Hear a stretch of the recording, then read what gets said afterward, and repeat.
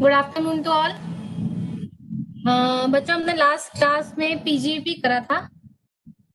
कोई मुझे एक रफ आइडिया देगा कि पीजीईपी में आपका कहाँ तक हो गया था?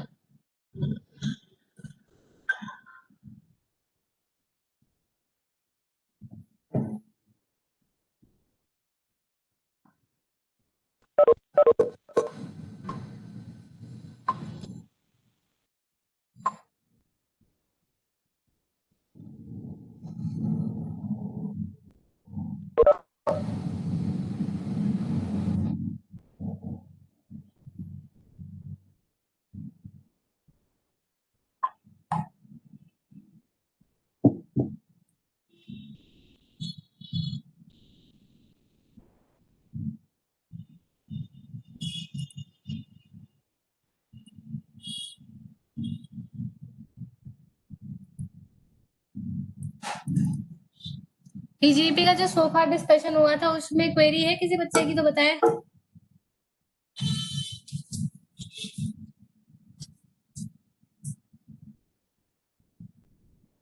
किसी भी बच्चे की कोई क्वेरी नहीं है?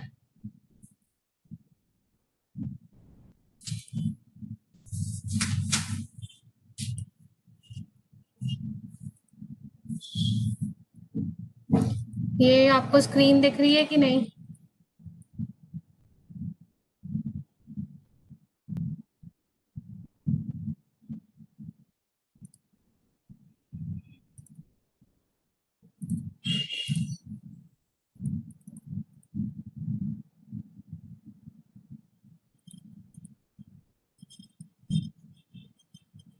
Okay, fine.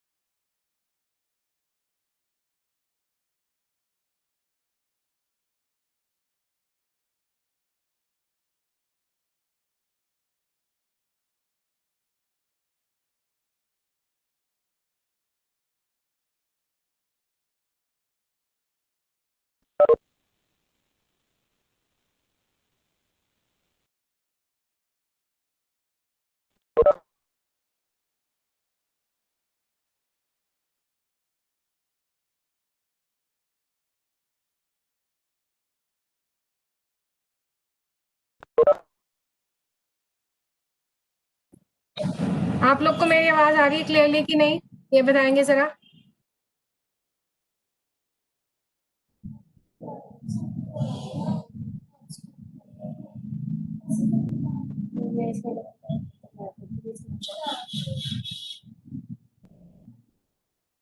भी बताना मेरी स्क्रीन अगर दिख रही है तो।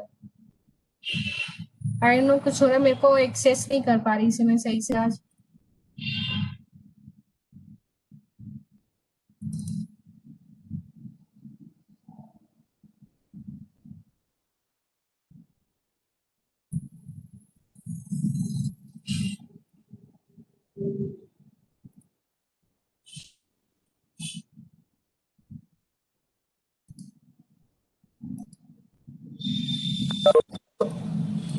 I am just trying that कि वो स्क्रीन विजिबल हो जाए।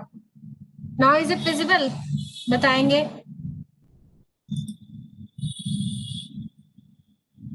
अभी विजिबल हो रहा है कि नहीं? Okay fine. इसमें पीजीपी लास्ट पे मैंने एक यहाँ सेक्शन छोड़ा था, हम उसको कर लेते हैं पहले। जो डीम्ड इनकम्स है, जिनको हम डीम्ड इनकम मानते हैं, ऐसी कौन सी इनकम है जो पीजीपी के हेड में आ रही है?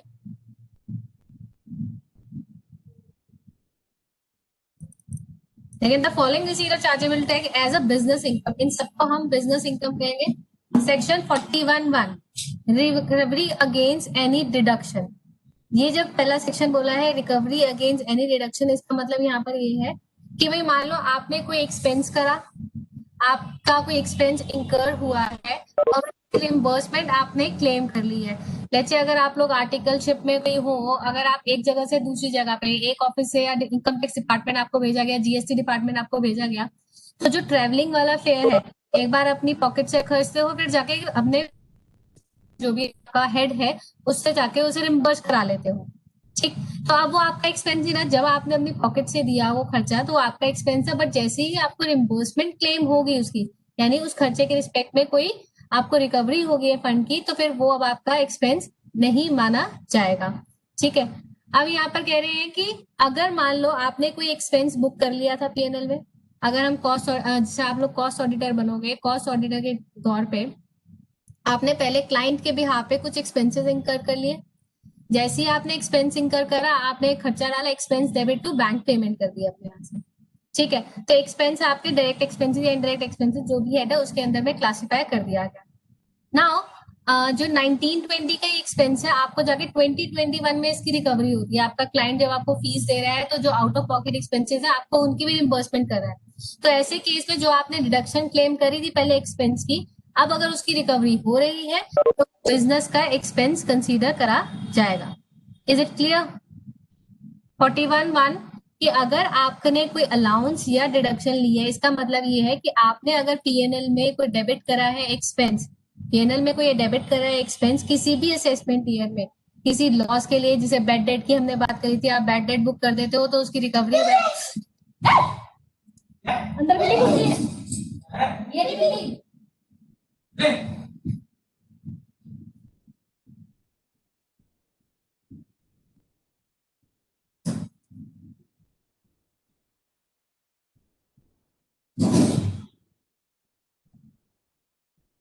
सॉरी। तो जो भी अलाउंसेस और डिडक्शन आपने पहले क्लेम कर लिया, इनकम पीएनएल में आपके डेबिट साइड पे है, तो उनकी कल को आपको रिकवरी होती है तो आप उसके पैसे, जैसी रिकवरी होती है वो अब आपकी इनकम कंसीडर करी जाएगी। ये जरूरी नहीं है वो कैश फॉर्म में आए, किसी और मैनर में भी आ सकता है, स्टिल उसको भी हम क्या करेंगे, आपकी इनकम कंसीडर करेंगे। लेट्स से मैंने पहले परचेजेस करी, परचेजेस डेबिट कर दी और टू क्रेडिटर की एंट्री डाल दी, purchase debit to sundry creditors. ठीक, अब क्या हुआ कि ये जो सन्ड्री क्रेडिटर है मैंने पैसे नहीं दिए, ये सन्ड्री क्रेडिटर है, मैंने इसको पैसे नहीं दिए, 10,000 की परचेज करी थी, लास्ट में मैंने नेगोशिएट करके कि नहीं देते नहीं देते, मैंने उसके हाथ में 8,000 रुपए दे दिए। तो 2,000 ऐसा अमाउंट है जो मैंने उसको पे नहीं करा और ना ही मेरी आगे इंटेंशन है उसे पे करने के लिए।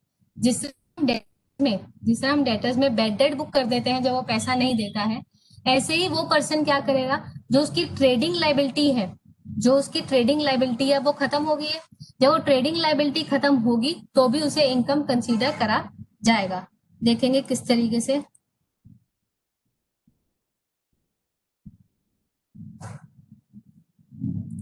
यहाँ तक का डिस्कशन क्लियर है कि नहीं, हम किसको लेके जा रहे हैं किसको नहीं?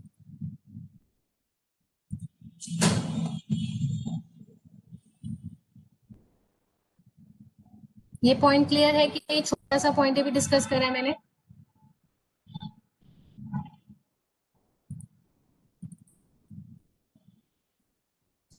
41(1) में ये बात कही गई। इवन ये बोला गया कि कल को चलो अगर हमने अपने फादर का बिजनेस टेक ओवर कर लिया या हमको बीइंग एंड सक्सेसर वो मिल गया, तो अगर मेरे फादर ने भी प्रोप्राइटरशिप में कोई बैड डेट बुक करे थे या कुछ भी ऐसा एक्सपेंस बुक करा था जिसकी रिकवरी अब उनके सन के हैंड में हो रही है, इवन इन दैट केस का वो बिजनेस इनकम ही कंसीडर करा जाएगा। ठीक है जी। फिर आता है recovery after discontinuation of business profession. अगर तो मेरा बिजनेस ही बंद हो गया, अगर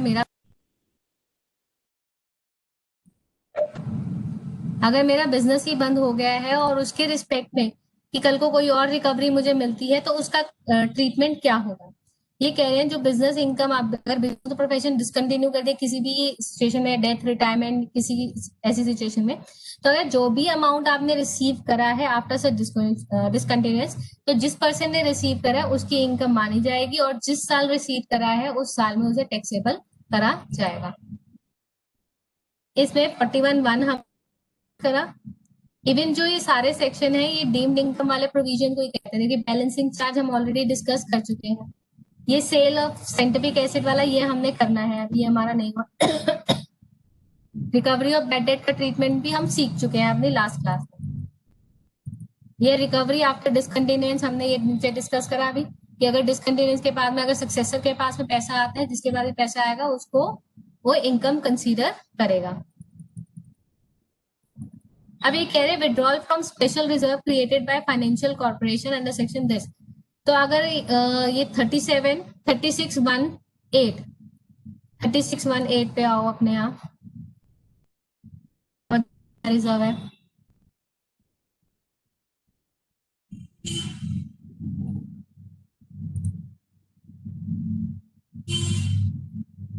3618 ही है ना? हाँ।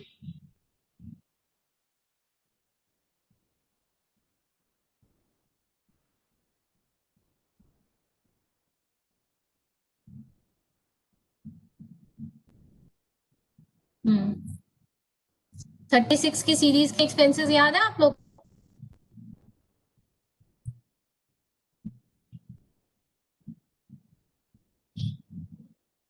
कोई बच्चा मुझे निकाल के बता सकते? 36(1)(18)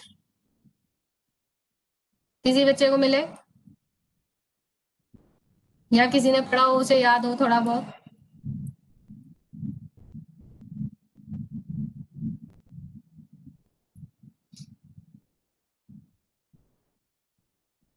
किसी बच्चे को याद नहीं है? हमने बुक से रिवीजन करी है? एक बच्चे का आंसर आया मेरे पास। वो कोई बात नहीं, पेज नंबर मैं आप लोगों से पूछना चाह रही कि आपको याद है कि नहीं।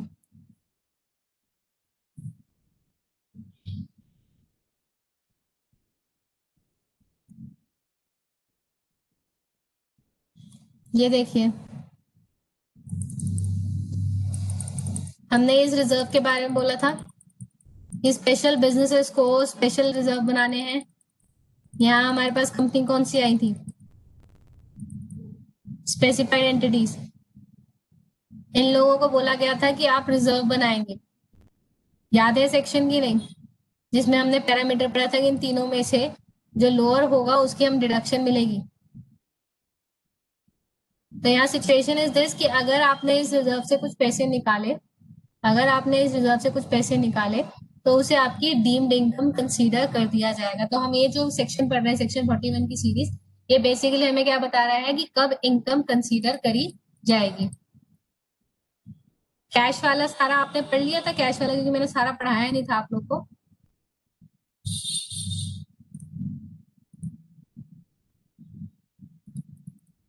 चले, maintenance of books of accounts, ये भी सेक्शन है। इसमें आप थ्योरी अपना ऑब्जेक्टिव टाइप में एक्सपेक्ट कर सकते हो question. Maintenance of books of accounts, यहाँ पर इन्होंने दो कैटेगरी में डिवाइड करा है, पर्सन जिसका स्पेसिफाइड प्रोफेशन है, पर्सन जो नॉन स्पेसिफाइड प्रोफेशन और किसी भी बिजनेस में बिलोंग करते हैं।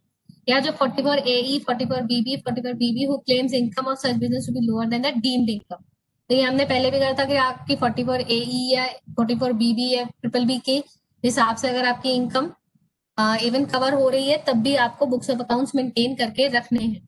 तो यहाँ हम बात कर रहे हैं, जो प्रेजेंटिव में भी दिखा देते हैं कि भाई जो रिसीट है, रिसीट का प्रोपोर्शन हम लेके चल रहे हैं, still they are liable to maintain books of account. तो यहाँ पर जिस तरह कंपनी टैक्स कहता है आपने प्रॉपर रिकॉर्ड मेंटेन करके रखने हैं, ऐसे इनकम टैक्स भी कहता है कि आप प्रॉपर अकाउंट रिकॉर्ड मेंटेन करके रखोगे अपने पास में।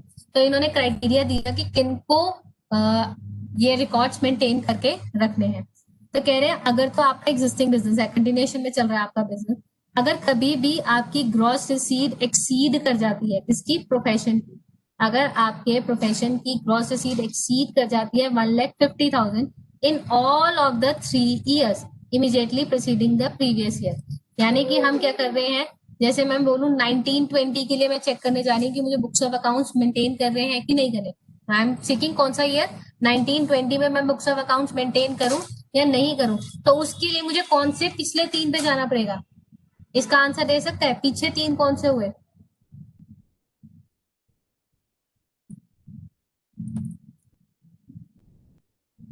बताएगा कोई बच्चा।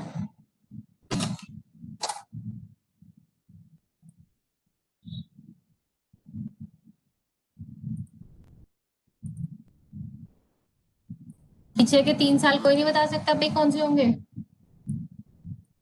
ऐसी तो बताने हैं, अगर मैं आपसे कंसल्ट करने आ रही हूँ कि मुझे बताओ 1920 में मुझे बुक्स मेंटेन करने की जरूरत है कि नहीं है, बीइंग एन प्रोफेशन, तो आप क्या बोलोगे, आप कैसे मुझे गाइड करोगे, कैसे कंसल्टेंसी दोगे, बताएगा कोई।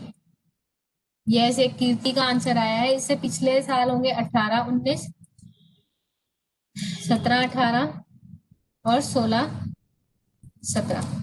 हम इन 3 सालों के बेस में, जैसे पीछे 3 साल है, इसके बेसिस की टर्नओवर, इन टर्नओवर से हम चेक करेंगे कि भाई हमने यहाँ बुक्स ऑफ अकाउंट मेंटेन करके रखने हैं कि नहीं। और यहाँ पर इन्होंने पैरामीटर क्या दिया है कि वो 1,50,000 से एक्सीड करना चाहिए in all of the 3 years immediately average. यहाँ हम सीधी सी बात करें कि तीनों एवरेज निकालने को नहीं बोल रहा हूँ, अगर तीनों में 1,50,000 से ऊपर होनी चाहिए तो हम क्या करेंगे, आपको बुक्स ऑफ अकाउंट्स मेंटेन करने के लिए बोला जाएगा अंडर सेक्शन 44AA। अगर आपका नया बिजनेस है, अब जब नया बिजनेस है पिछले 3 साल का रिकॉर्ड तो मिलेगा नहीं। अब यहाँ पर आपकी कहते हैं व्हाट इज योर एक्सपेक्टेशन, आपकी एक्सपेक्टेशन क्या है कि आपका बिजनेस क्या 1,50,000 से ज्यादा की रिसीव कर लेगा। नाउ ये किस पे डिपेंड करेगा, आपकी एक्सपेक्टेशन पे डिपेंड करेगा कि 1,50,000 से ऊपर जाएंगी क्रॉस रिसीव की नहीं जाएंगी। अगर आपको लगता है नहीं जाएंगी तो आप बुक्स ऑफ अकाउंट नहीं मेंटेन करो, but there may be sufficient reason कि आपको देखो थ्रू आउट द ईयर भी पता चल ही जाता है कि भाई आपको बुक्स ऑफ अकाउंट कितनी आपकी टर्नओवर हो रही है, तो आपको बुक्स ऑफ अकाउंट उसके अकॉर्डिंगली मैनेज करने हैं। इवन यहाँ पर एक लिस्ट दी हुई है जिसे हमने ऊपर पढ़ा था, रूल पढ़ा था, याद है, कैश वाले में रूल था एक, जो एक हमने एक डिडक्शन सॉरी डिसअलाउंसेस पड़ी थी कि अगर आप किसी को कैश पेमेंट कर रहे हो 10,000 से ज्यादा एक दिन में एक पर्सन को, तो उससे ज्यादा नहीं कर सकते, अगर उससे ज्यादा करोगे तो एक्सपेंस आपका डिसअलाउ हो जाएगा। वहां पर एक रूल पर बताया था मैंने, आप लोग को रूल याद है वो,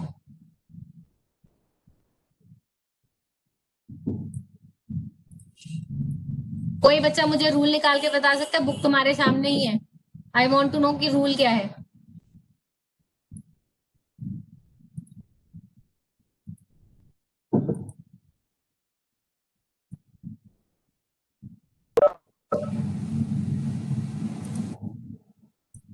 किसी बच्चे को याद नहीं आ रहा,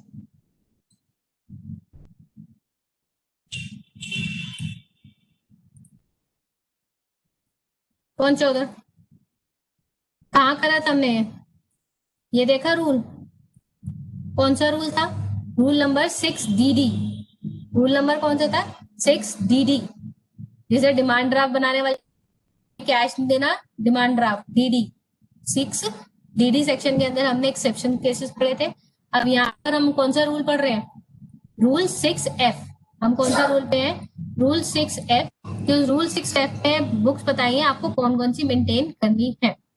दूसरा सिनेरियो है, पहला तो था प्रोफेशन के अंदर आपने देखना है। फिर ये कहते हैं मान लो अगर आपकी ग्रॉस रिसीट प्रोफेशन की एक्सीड नहीं होती 1.5 लाख से in any of the previous year, अगर आपकी 1.5 लाख से एक्सीड नहीं हो रही है और ना ही आपकी ग्रॉस रिसीट प्रोफेशन की, यू आर नॉट एक्सपेक्टिंग कि वो भी 1.5 लाख से जाएगी, एक्सपेक्टेशन भी नहीं है और एक्चुअल में भी नहीं हुआ, अगर दोनों सिचुएशन ऐसी है, तो जो भी आपको लगता है नेसेसरी है बुक्स ऑफ अकाउंट जिससे कि असेसिंग ऑफिसर आपकी असेसमेंट कर सकता है, इन दैट केस आपको sufficient books of account maintain करके रखना पड़ेगा। इवन एक जो परचून की दुकान पे बंदा बैठा होता है उसके भी बही खाते चल रहे होते हैं, वो भी अपने हर कस्टमर का या क्लाइंटेज का जिसको पैसे देने हैं लेने हैं उन सबके रिकॉर्ड्स मेंटेन करके रखता है, तभी उनका बिजनेस चलेगा। कोई नहीं जो बिना किताब के चलता हो। तो सेम ही इन्होंने बोला कि एक रीजनेबल बुक्स ऑफ अकाउंट बनाओगे जिसके बेसिस पे असेसिंग ऑफिसर आपकी इनकम कंप्यूट कर सकता है। अगर 1.5 लाख से एक्सीड हो रही है तो जो रूल 6F में लिखी हुई है वो आपको बुक्स ऑफ अकाउंट मेंटेन करना है।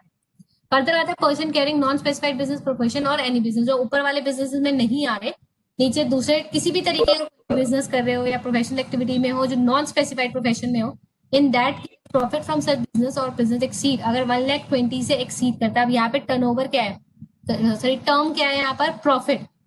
यहाँ टर्म इन्होंने पहले क्या ली, प्रॉफिट फ्रॉम सच प्रोफेशन और बिजनेस एक्सीड 120, और इन केस ऑफ इंडिविजुअल और एचयूएफ इट एक्सीड 50,000।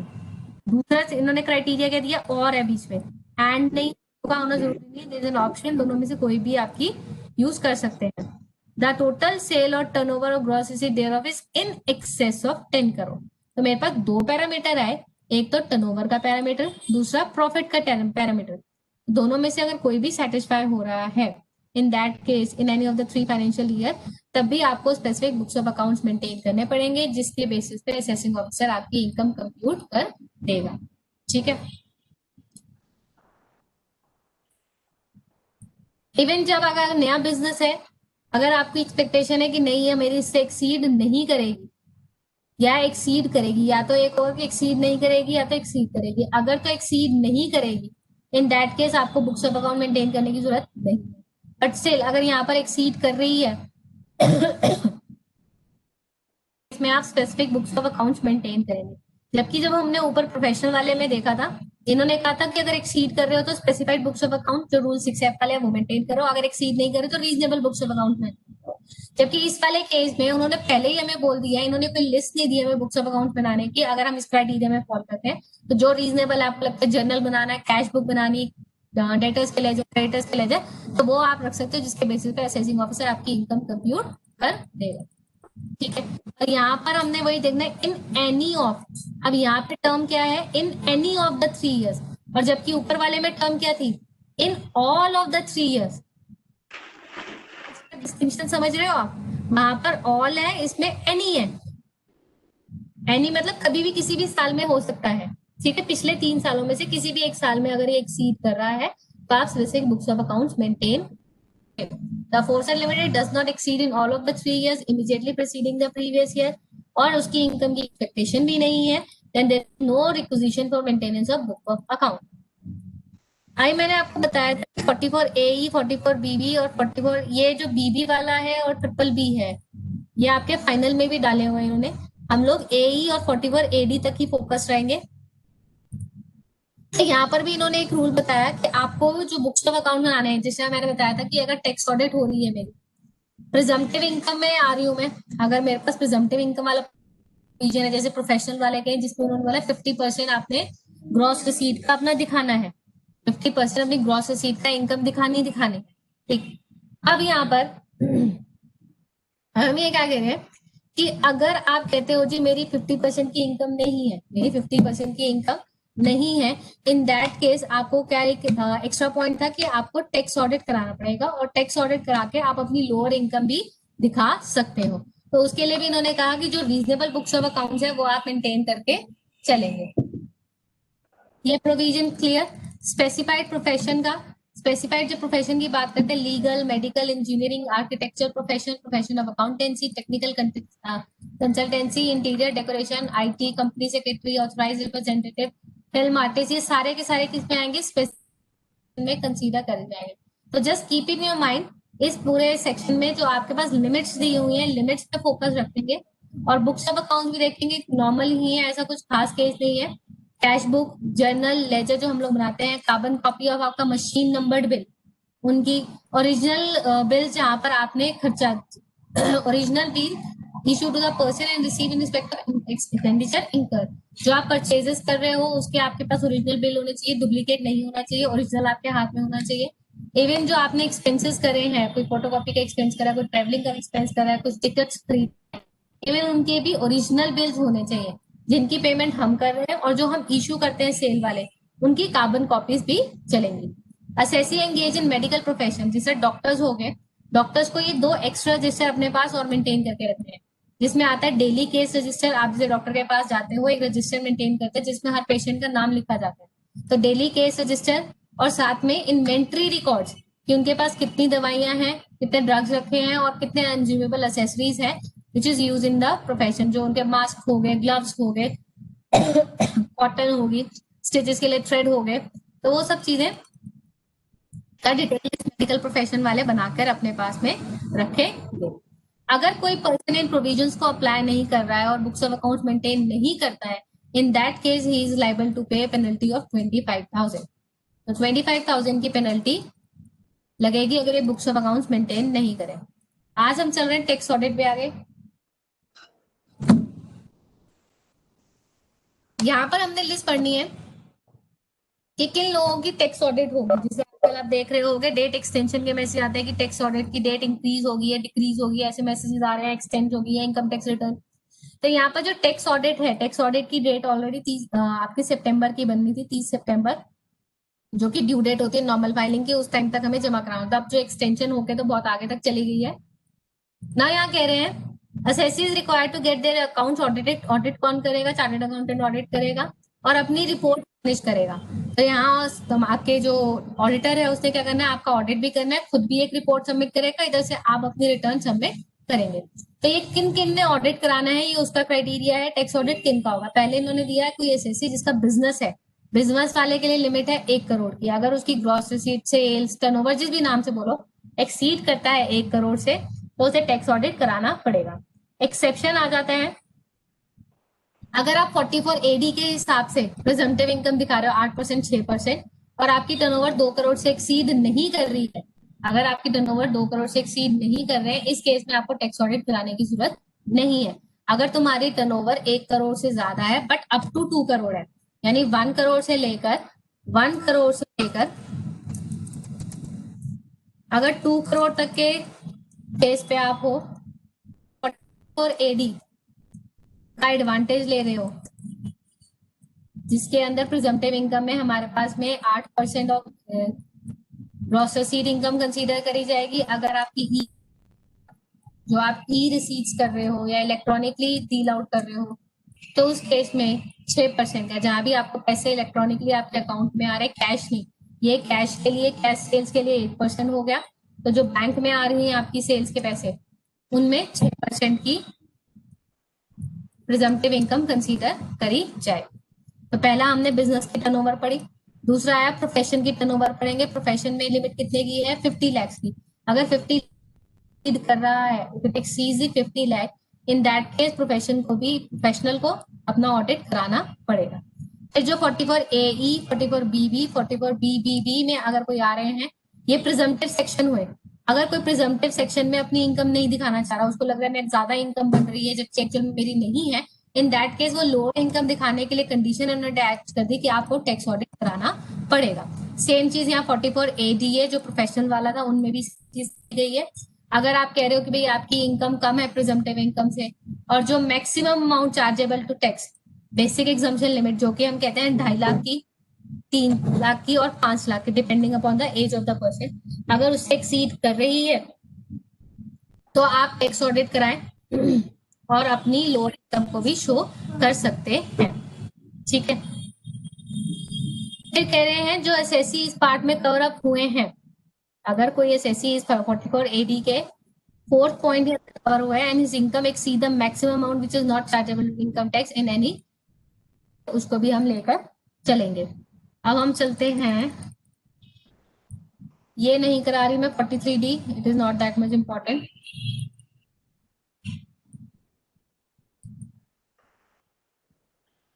44 एडी में आ रहे हैं, जो बीच में मैंने टॉपिक छोड़े हैं, this you have to your own, ये आप अपने आप रीड करेंगे। नेक्स्ट आता है कि हम 44 एडी में इनकम कंप्यूट कैसे करते हैं। सबसे पहले तो ये देखना है ये सेक्शन लगता किन पे है। सबसे पहले आप क्या देखेंगे, ये सेक्शन किसके ऊपर एप्लीकेबल होता है। रेसिडेंट इंडिविजुअल, रेसिडेंट एचयूएफ और रेसिडेंट पार्टनरशिप। 3%, 7 में से सिर्फ 3% के ऊपर एप्लीकेबल है, और वो तीनों भी कौन से होने चाहिए, रेसिडेंट वाले होने चाहिए। कौन से वाले होंगे, रेसिडेंट वाले होंगे तो ये प्रोविजन लगेगा, अदरवाइज नहीं लगेगा। ठीक है, the provision is not applicable in the case of LLP में नहीं आ रहा। जो प्रोफेशन 44 ए में आते हैं, स्पेसिफाइड प्रोफेशंस की जो हमने ऊपर लिस्ट देखी थी, क्योंकि उनके लिए सेक्शन है 44 एडीए के लिए अलग सेक्शन है, ये वाला सेक्शन नहीं है, तो इस करके इन्होंने उसको हटा दिया वहां से। अगर किसी की ब्रोकरेज की इनकम आ रही है उसके लिए भी ये सेक्शन नहीं है, कोई एजेंसी बिजनेस कर रहा है उसके लिए भी नहीं है, इवन जो गुड्स कैरेज देते हैं ये उनके लिए भी नहीं, क्योंकि इनके स्पेशल अलग से सेक्शन है 44 ए जिसके अंदर ये डील करेंगे। तो कह रहे हैं कि अगर ये किसी बिजनेस में इन्वॉल्व है other than the business referred above, जिसके अंदर हमने ये ऊपर वाली लिस्ट पढ़ी, अगर इनके अलावा किसी में है तो ये प्रोविजन को हिट करेगा। जो मैक्सिमम टर्नओवर 2 करोड़ से एक्सीड नहीं होनी चाहिए। अगर आपकी टर्नओवर 2 करोड़ से एक्सीड हो रही है और आप चाहते हो 44 एडी का एडवांटेज लेना, आपको नहीं मिलेगा। इवन यहाँ पर जो आपकी इनकम बनेगी ये 6% और 8% के हिसाब से जो भी इनकम बनेगी उसमें से आपको 10AA और 80HH 80RRP के डिडक्शन नहीं मिलेगी। जनरली ये सेक्शन बेसिकली बिजनेस के लिए तो के लिए कहीं जहाँ पर आपने अपना बिजनेस शुरू करा है तो आपका प्रॉफिट एक पार्ट एग्जाम कर देते हैं, कुछ डिडक्शन दे देते हैं, वो चीजें आपको यहाँ पर नहीं मिलेगी अगर आप प्रेजेंटेटिव में आते हैं। तो यहाँ पे बोला अगर तो आपको पेमेंट आती है by way of cheque, account payee cheque, ECS के थ्रू, बैंक ड्राफ्ट के through, in that case 6% of such turnover is your income. In any other case 8% of such turnover, हम कहते हैं कैश सेल के case में 8% क्या माना जाएगा, आपका इनकम दिखाया जाएगा। बट ऐसा नहीं है कि 8% ही आपको दिखाना है, 6% भी आपको दिखाना ही दिखाना है, मतलब this is the minimum amount. अगर आप इससे ज्यादा भी लेना चाहते हो, अगर आपकी इनकम लेट्स से अगर मैं बोलूं मेरी इनकम है 1 करोड़ की, 1 करोड़ का 8 लाख कितना हो जाएगा, मैंने बोला मेरी टर्नओवर है 1 करोड़ की,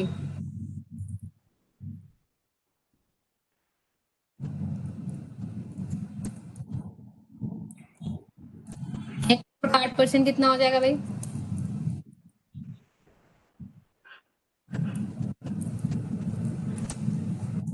है किसी को फिगर का पता बता सकता है कोई, सिंपल सा कुछ आंसर दे देगा आप लोग। 8 लाख की फिगर आएगी, ठीक है। बट अगर मेरा एक्चुअल में प्रॉफिट आ रहा है 9 लाख, तो ऐसा नहीं है कि मुझे 8 लाख दिखाना है। अगर आपको है कि भाई मेरे को 9 लाख दिखाना है तो आप 9 लाख भी दिखा सकते हो, ऐसी कोई इशू नहीं है। Tax payer can voluntary declare higher return, higher income in his return, ठीक है। अब ये जैसे ही आपने ये इस हिसाब से क्लेम कर लिया, आपको किसी भी खर्चे की रिडक्शन नहीं मिलेगी। डेप्रिसिएशन जैसे याद है हमने पीछे करा था कि जो डेप्रिसिएशन मान ली जाएगी कि भाई वो भी आपको 30 से लेकर 32, 30 से लेकर इन्होंने जो लास्ट सेक्शन है इसका 43D 44 की सीरीज का जो पीजीपी का लास्ट सेक्शन है उस तक में भी कोई डिडक्शन इनको अलाउ नहीं, जो भी खर्चे वाले डिडक्शन इनको नहीं मिलेगी, ठीक है। डेप्रिसिएशन भी ऑलरेडी अलाउड माना जाएगा। हाँ, इससे आपको डिडक्शन मिल जाएगी जो चैप्टर 6 से है, जो हमने 80C से 80U की बात करी थी उसकी डिडक्शन मिल जाएगी। अगर कोई पुराने लॉस है, जो कोई पुराने लॉस है उनको भी आप एडजस्ट कर सकते हो। अब ये प्रोविजन किन लोगों के ऊपर एप्लीकेबल नहीं होगा, इस पॉइंट को ध्यान से समझ, ये वाला पार्ट ध्यान से समझेंगे, क्योंकि पहले से नहीं थी, ये 3 साल पुरानी अमेंडमेंट है, इसके अंदर ज्यादा नया मतलब एक तरह से नई चीज है कि पहले लोग ऐसे ही चलते आते थे, कभी प्रिजम्पटिव में दिखा दिया, कभी नॉर्मल दिखा दी, फिर प्रिजम्पटिव में दिखा दिया, कभी नॉर्मल दिखा दी। तो दे रिस्ट्रिक्ट, यहाँ पर इन्होंने रिस्ट्रिक्शन लगाई कि जो एसएससी है वो अपनी मर्जी नहीं करेगा। अगर उसने एक बार भी 44 एडी की इनकम से इनकम कम दिखाई, यानी उसने इस ऑप्शन को अवेल नहीं करा, अब जैसे मैं ये वाला सिनेरियो लेती हूँ, 1 करोड़ की सेल थी, 8 लाख का इन्होंने इनकम टैक्स वालों ने कहा कि 8 लाख का प्रॉफिट दिखाना है, ठीक है। अब हमारा जो एक्चुअल प्रॉफिट था मेरे पास 3 लाख का, तो मुझे 3 लाख का प्रॉफिट दिखाना है, मेरे को 8 लाख के ऊपर टैक्स नहीं पे करना, तो इसका मैंने अभी तुम्हें क्या बताया था कि आपको ऑडिट करा लो और 3 लाख का अपना प्रॉफिट दिखा के रिटर्न कर दो। अब जैसे ही आपने एक बार ये 3 लाख का अमाउंट ले लिया और उससे बाहर निकल गए, यानी आप इस प्रोविजन से बाहर निकल गए, आपने इस प्रोविजन को 8% वाली ऑप्शन को अवेल नहीं किया है, इन दैट केस अब जो आने वाले 5 साल है ना, जो आने वाले 5 साल है, उनमें भी मैं 44AD का एडवांटेज नहीं ले पाऊंगी। ऐसा नहीं है कि मेरा आज बार 3 लाख था तो मैंने ऑडिट टैक्स ऑडिट करा ली और इनकम कम दी और उस पर टैक्स पे कर दिया।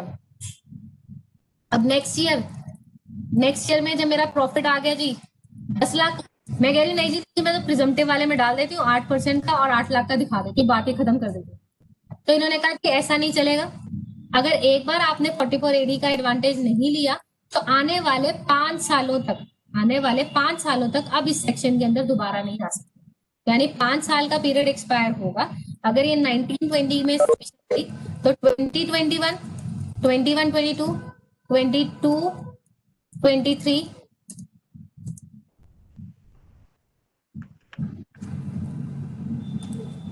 23, 24,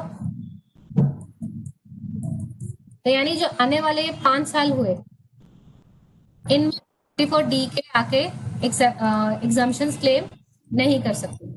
ठीक है, यही इन्होंने बात करा। यहाँ पर भी इन्होंने वही केस बना के दिया है हमें।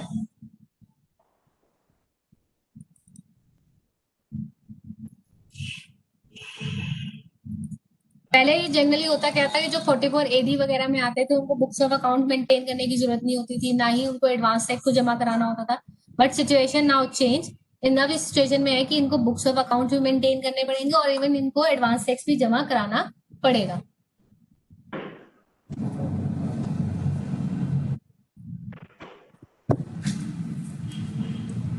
एक बार 19th क्वेश्चन पढ़ेंगे। XN company of firm is engage in the business of trading of clothes. Turnover is 5780, out of which 25 has been received in account payee cheque. तो 5780 में 25 तो अकाउंट पे चेक हो गया। अगर हम प्रिजम्पटिव सेक्शन को apply करेंगे तो 25 लाख पे हम कितना परसेंट लेंगे, 6% या 8%? Just quickly give me the answer. 6% लेंगे, 8% लेंगे?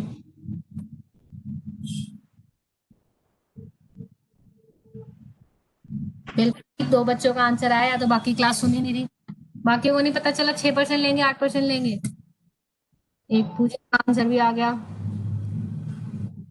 फटाफट से आंसर दे दे करो ताकि हम आगे मूव करते रहे। अब वो कह रही है कि मैं ये डिडक्शन लेना चाहती हूँ। Salary and interest to partners, salary to employees, depreciation, cost of material use, other expenses. Total इसने बनाया और नेट प्रॉफिट कितना दिखा रही है? 25 का नेट प्रॉफिट दिखा रही है। आपको कंप्यूट क्या करना है? नेट इनकम निकालनी है एक्सएन कंपनी की for the assessment year 2021, assuming that taxable interest income is 90,000, long term 140, and the firm is eligible for deduction of 15,000 under section 80G। पहले तो आप एक चीज चेक करो, इसकी टर्नओवर कितनी है? 5780 है, सेल्स 5780 है, 1 करोड़ से कम है। किससे कम है? 1 करोड़ से कम है। तो ये फर्म का क्वेश्चन है। पहले एसएससी कौन है? पार्टनरशिप फर्म के ऊपर ये एप्लीकेबल होगा कि नहीं? पहले तो ये बताओ, 44AD पार्टनरशिप फर्म में एप्लीकेबल होता है कि नहीं होता? जी हाँ, ये एप्लीकेबल होता है। 44AD अब तक तो कंडीशन सब ठीक चल रही है। अगर हमने 44AD अप्लाई करा, तो हमने क्या करना पड़ेगा? बुक्स ऑफ अकाउंट्स 44AD बना रहे हैं तो बुक्स ऑफ अकाउंट्स एक मेंटेन करेंगे और बात खत्म करेंगे। अगर मैं कहूं कि मेरे को 44AD अप्लाई नहीं करना, अगर हम 44AD अप्लाई करते हैं तो मुझे क्या करना पड़ेगा? 57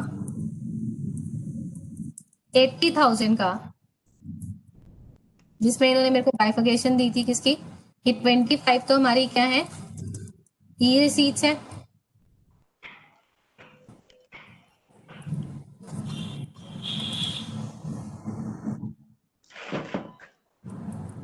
जो ई रिसीट्स है उस पे तो लगेगा 6%। कोई नहीं बोलता कि गलत लगा रहे हो आप। और बैलेंस पे 8%। टोटल इनकम कितनी बन गई इसकी?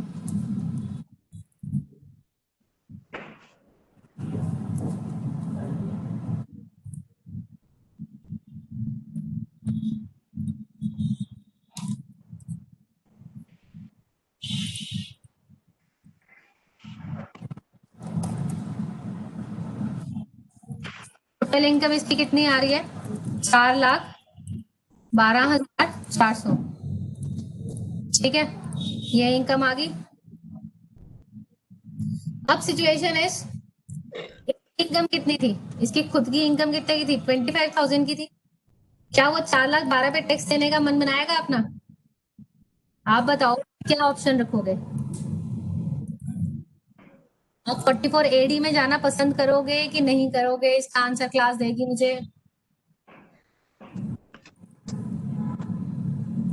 यहाँ मैंने बताया आपकी इनकम कितनी बन रही है। इनकम आ रही है 4,12,000। यहाँ पर इनकम है 25,000 की। हम किस ऑप्शन को अवेल करें? 44 AD में जाए या नहीं जाए?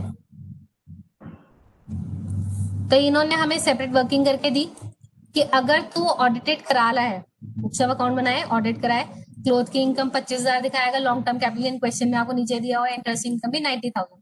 टोटल इनकम ली, रिडक्शन दी, टोटल इनकम आ गई 2.5 लाख। एक्सेंट कंपनी है, पार्टनरशिप फर्म है। पार्टनरशिप फर्म में क्या रेट रहता है? पार्टनरशिप फर्म में फ्लैट 30% का टैक्स रेट है। अब अगर वो अकाउंट्स मेंटेन नहीं कर रहा, ना ही ऑडिट करा रहा है, अकाउंट्स मेंटेन नहीं कर रहा, ना ही ऑडिट करा रहा है, और किस सेक्शन में आना चाह रहा है? 44 AD में। तो हमने 4,12,400 भी निकाले। Long term 1,40, interest income 90,000, GTS 642,400, ATG 15,000 और टोटल इनकम आई 6,27,400। तो यहाँ हमने उसको अपनी तरफ से बता देना दोनों में से बेनिफिशियल सिचुएशन कौन सी है और किस हिसाब से चल सकता है। हाँ, बट अगर उसने पहले वाली ऑप्शन को चूज कर लिया, ये वाली ऑप्शन को अगर चूज करा है, तो दोबारा कभी भी वो इस 44 मतलब 5 साल के तब तक पीरियड, लॉक इन पीरियड को तोड़ नहीं पाएगा। 5 साल का लॉक इन पीरियड इसके ऊपर अप्लाई हो जाएगा। ये वाला प्रोविजन क्लियर है या नहीं है?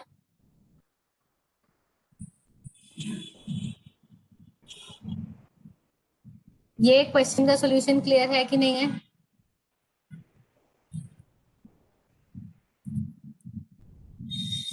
ये मैंने आपको करा दिया था 44 AD है, 44 AE का भी क्वेश्चन करा था हमने, यार खत्म करी थी हमने। अब चलेंगे हम कंस्ट्रक्शन और सर्विस कॉन्ट्रैक्ट को। ये इवन अगर अकाउंट्स में अगर आपने कंस्ट्रक्शन वाला अकाउंटिंग स्टैंडर्ड करा है, इवन ये आपकी कॉस्टिंग में भी है ना, कॉन्ट्रैक्ट कॉस्टिंग होती है, उसी से कुछ रूल निकल के आए हुए हैं। ये कह रहे हैं अगर कंस्ट्रक्शन कॉन्ट्रैक्ट चल रहा है आपका, कंस्ट्रक्शन कॉन्ट्रैक्ट मतलब जिससे ये अमरपाली ग्रुप्स हो गए, ये क्या कर रहे हैं? प्रोजेक्ट बनाया है बड़ा। अभी इनिशियली तो सारी पैनल में उनके खर्चे ही दिखते रहेंगे कि पहले लैंड एक्वायर करी होगी, लैंड एज इन स्टॉक में चलेगी, फिर उसके ऊपर जो मटेरियल आया, लेबर की, सीमेंट आया, ईंटें आई, जो सब सामान आया, ये सारे क्या दिखेंगे? डेबिट में एक्सपेंस दिखते रहेंगे। क्या हवा में सामान बेचा जाएगा? नहीं। जब तक वो बनेगा नहीं, पूरा फर्निश नहीं होगा, तब तक उसे सेल नहीं कर सकते हम लोग। ठीक है। अब जब बनने में भी साल 2 साल लग जाता है, 2 ढाई साल 3 साल भी लग सकते हैं, 4 साल भी लग सकते हैं, डिपेंडिंग अपॉन किस पेस पे काम हो रहा है। ठीक है। तो अभी जब भी वो पीएनएल बना रहे होंगे, अब जो पीएनएल बन रहा होगा इस कंस्ट्रक्शन कंपनी का, उसमें क्या हो रहा होगा? सारी जगह परचेजेस आ रही होगी, सिर्फ परचेजेस परचेजेस, जो मटेरियल लिए, कंज्यूमेबल स्टोर जो ले लिए, आपका डेप्रिसिएशन, मशीनरी जो यूज हो रही है साइट पे, लेबर लगी हुई है, तो ऐसे अभी खर्चे दिख रहे हैं। और हर बार क्या आ रहा है? Gross loss, gross loss, gross loss, सारा लॉस आ जा रहा है हर बार। पहला साल, दूसरा साल, तीसरा साल चल रहा है।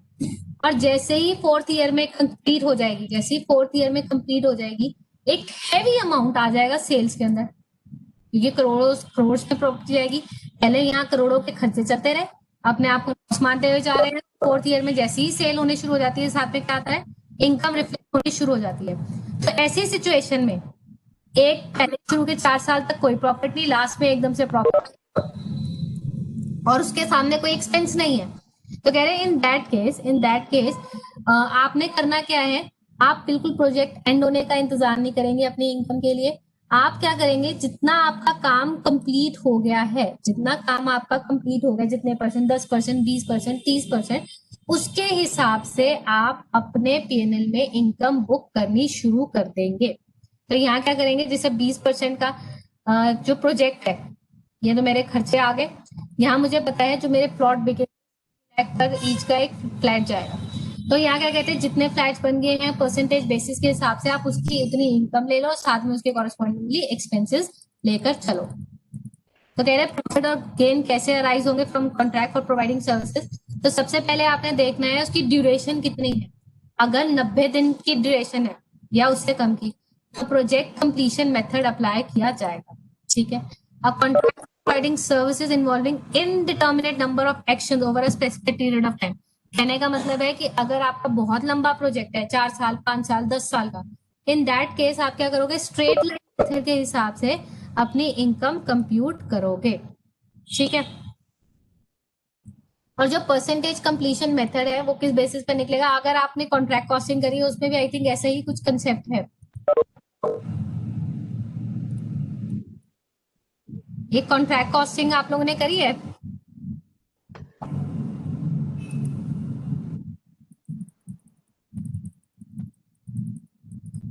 तो उसमें भी यही सब चीजें, नहीं तो अकाउंट्स में AS7 आपके इधर कोर्स में है। तो अगर आप देखेंगे ये उससे रिलेट होता है, प्रोजेक्ट कंप्लीशन मेथड आता है कि कितना परसेंट आपका प्रोजेक्ट कंप्लीट हो गया। अदरवाइज दूसरी ऑप्शन क्या है, आप स्ट्रेट लाइन मेथड पे इनकम को कंसीडर करना शुरू कर दो।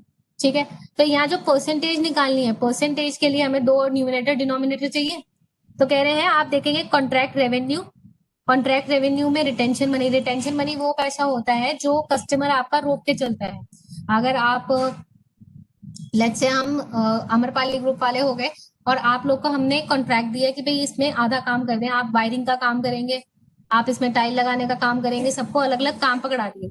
तो ये क्या होता है कि जब भी उनको पेमेंट्स करी जाती हैं, जब भी वो लोग सर्विस कर रहे हैं, काम दे रहे हैं, तो उसमें क्या करते हैं, अगर 100 रुपए का हम काम करते हैं तो 20 या 30% रोक के रख के 70% की पेमेंट पास आउट करते हैं।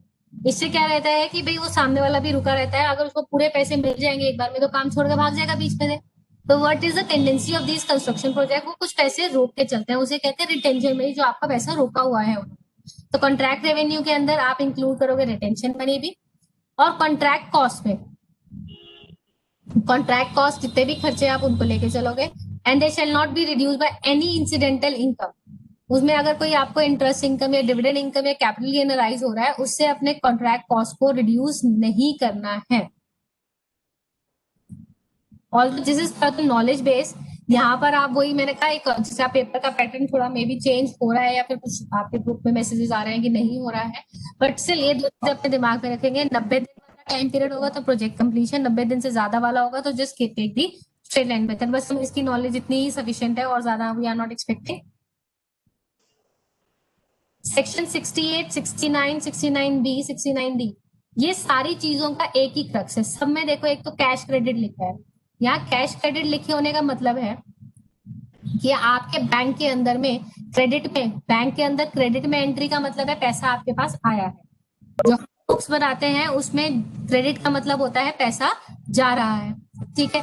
जो ये कैश क्रेडिट है, जो ये कैश क्रेडिट है, यानी मेरे बैंक स्टेटमेंट में जो भी क्रेडिट एंट्रीज आ रही है, अगर अगर मैं उसकी एक्सप्लेनेशन नहीं दे पाती, अगर मैं उसकी एक्सप्लेनेशन नहीं दे पाती, तो जो असेसिंग ऑफिसर है उसे मेरी इनकम मान लेगा। अगर मैंने कैश डिपॉजिट करा दिया है, मेरे से क्वेश्चन पूछा जाएगा भी आपके पास कैश कहाँ से आया है इतना सारा। तो अगर कैश जो भी अमाउंट आपके पास आया है, कैश, इन सबको कैश क्रेडिट मान के आपकी इनकम कंसीडर करी जाती है।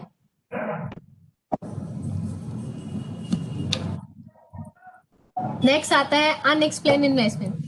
अगर आपके पास में कुछ इन्वेस्टमेंट दिख रही है, आपसे सोर्स पूछा जाए जिसमें इन्वेस्टमेंट के तौर पे जनरली ज्वेलरी रखी होती है, या आपके जैसे पोस्ट ऑफिस में वो बेरर वाले किसान विकास पत्र रखे हुए हैं, NSC रखे हुए हैं आपके पास में, बट आप उनकी इंफॉर्मेशन नहीं दे पा रहे कि आपने कब ये इन्वेस्टमेंट करी। आपने बता दी, डेट लिख लिया, फिर उस पर पता चलता है आपके पास पैसा कहाँ से आया।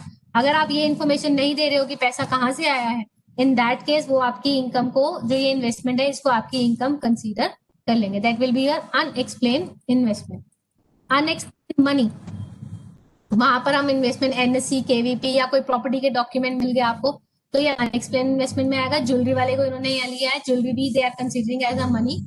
और कोई वैल्यूएबल आर्टिकल है, कोई पेंटिंग आपकी दिख गई है उनको महंगी सी, या कुछ आपके पास एंटीक सामान रखा हुआ है, इन दैट केस तो जो ये अनएक्सप्लेन मनी है उसको भी आपकी इनकम कंसीडर कर लिया जाएगा.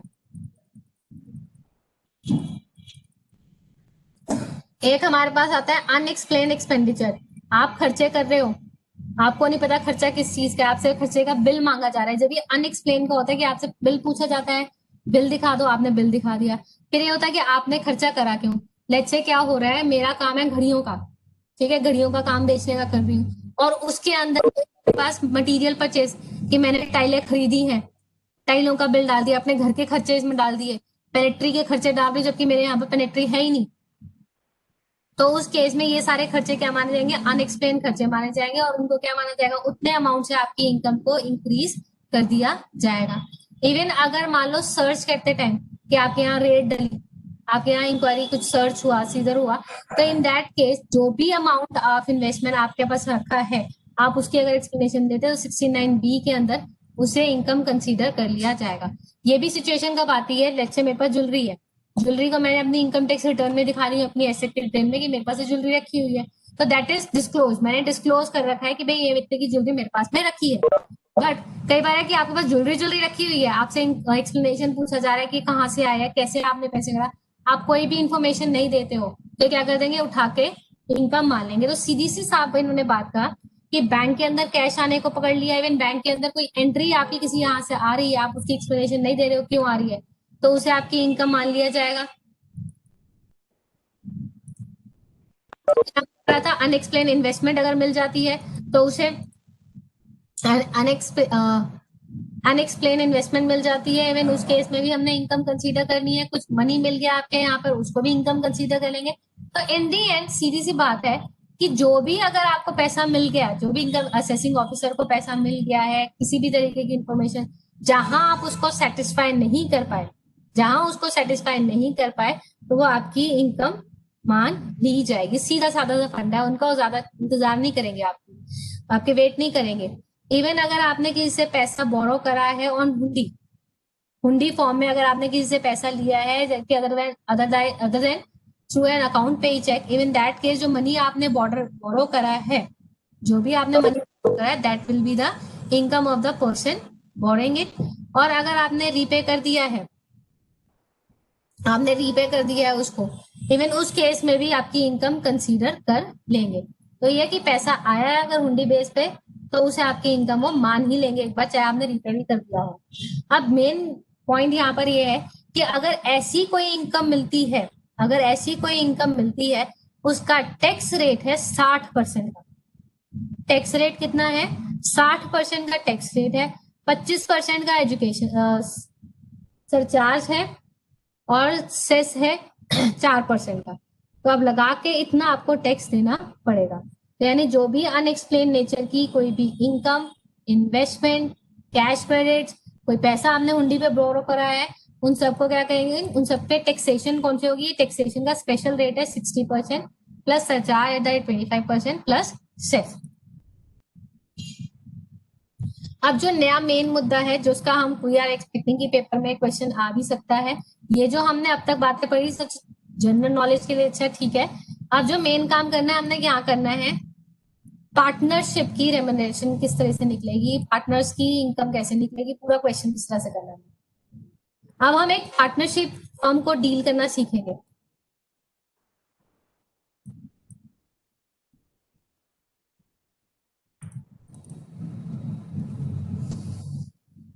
ये एक्सेल नजर आ रहा है आपको,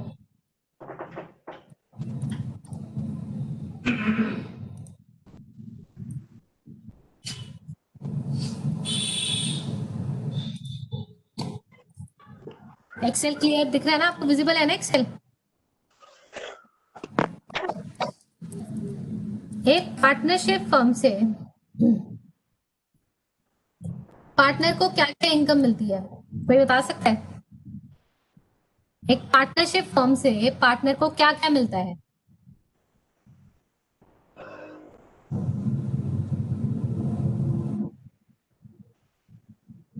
किसी बच्चे को पता है पार्टनरशिप से पार्टनर को क्या क्या मिलता है?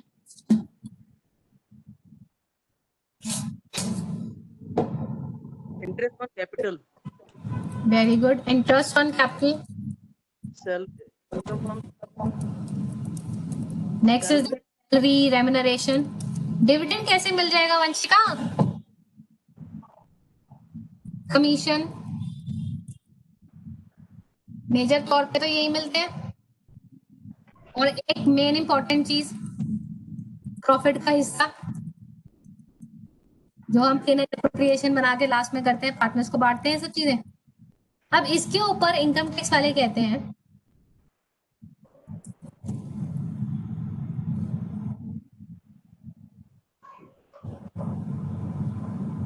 एक सेकेंड, ये सिस्टम थोड़ा हैंग हो गया है.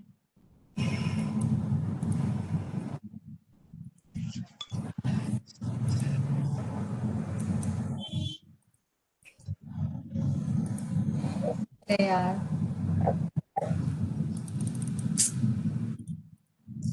इंटरेस्ट ऑन कैपिटल के केस में जो मैक्सिमम लिमिट इन्होंने अलाउ करी है इनकम टैक्स वालों ने, 12% पर एनम. जबकि पार्टनरशिप एक्ट आपको कोई ऐसी गाइडेंस नहीं देता कि इतना मिनिमम आपने इंटरेस्ट देना ही देना है. वो तो एक आपको पार्टनरशिप डीड साइलेंट होगी तो कुछ प्रोविजन बता रहे हैं कि भाई आपको कोई इंटरेस्ट नहीं देना है, ऐसे कुछ प्रोविजन होते हैं. बटेगा तो जनरल फंडा है.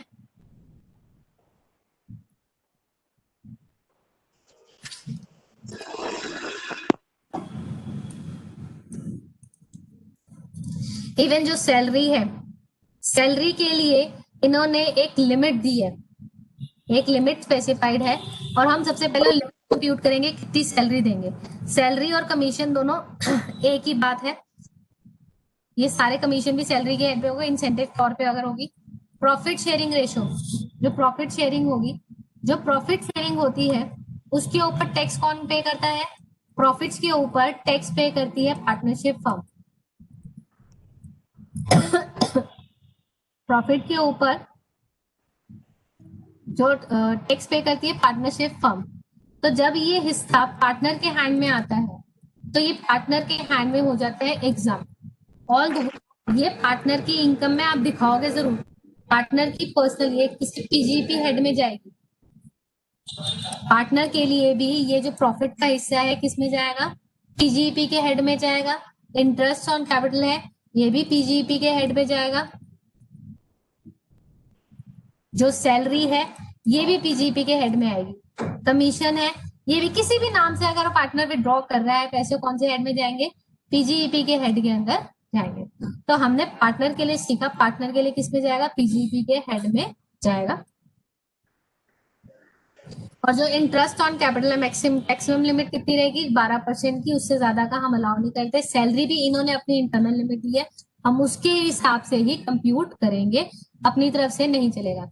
और ये भी तभी मिलेगा अगर पार्टनरशिप डीड में इसका जिक्र होगा. अगर पार्टनरशिप डीड स्पेसिफाई कर रही है कि पैसे देने चाहिए, अगर पार्टनरशिप डीड में लिखा है कि ये सब देना है, तभी देगा इनकम टैक्स भी. अदरवाइज कोई इंटरेस्ट, कोई सैलरी अलाउ नहीं करी जाएगी. ठीक है. अब ये देखते हैं हमने करना क्या है. क्वेश्चन में आपको जनरली क्या दिया होगा? प्रॉफिट एंड लॉस दिया होगा पार्टनरशिप फॉर्म का. उसमें आपको नेट प्रॉफिट दे दिया होगा.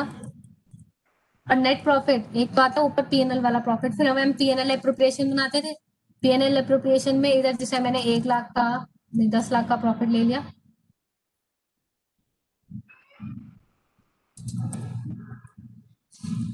दूसरी साइड मैंने सैलरी दिखा दी 7.5 लाख की. ठीक है.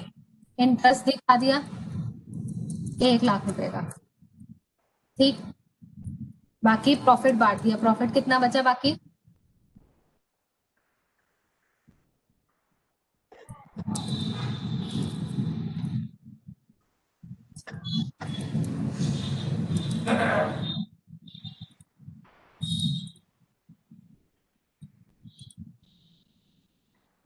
प्रॉफिट बचा है मेरे पास में 1.5 लाख का। अगर क्वेश्चन आपको 1.5 लाख का प्रॉफिट देके शुरुआत कराता है,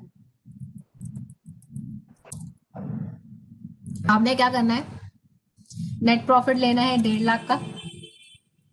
इसमें सबसे पहले तो ऐड करोगे ये सैलरी, करोगे इंटरेस्ट,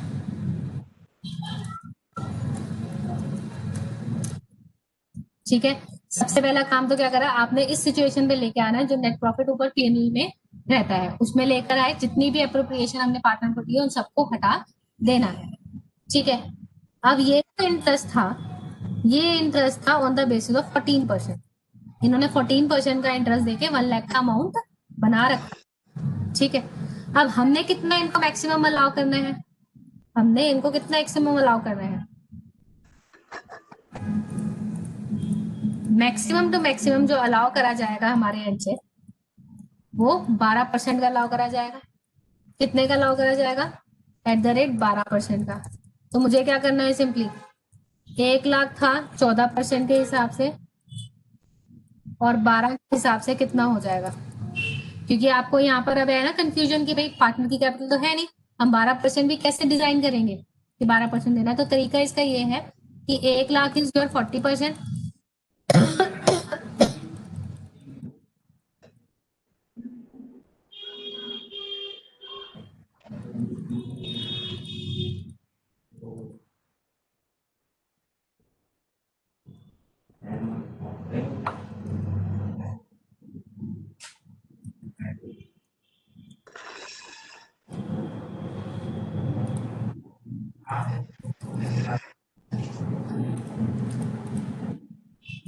ये इसको क्या हो रहा है आज एक्सेल को बहुत।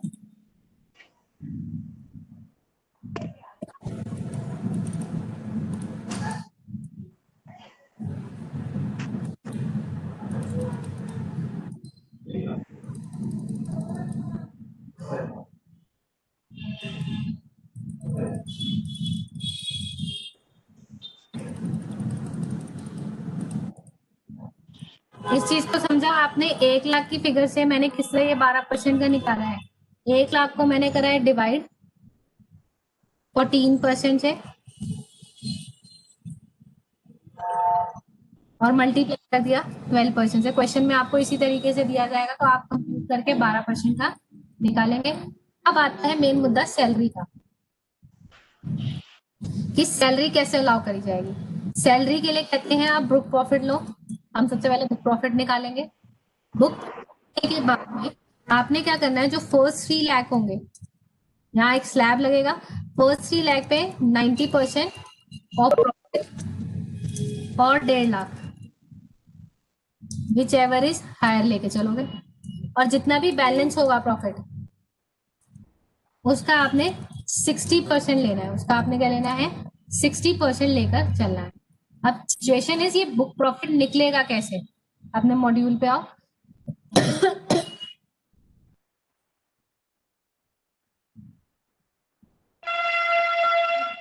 बुक प्रॉफिट में सबसे आपने पहले क्या करना है, नेट प्रॉफिट लोगे जो हमने लिया एज पर पीएनएल वाला।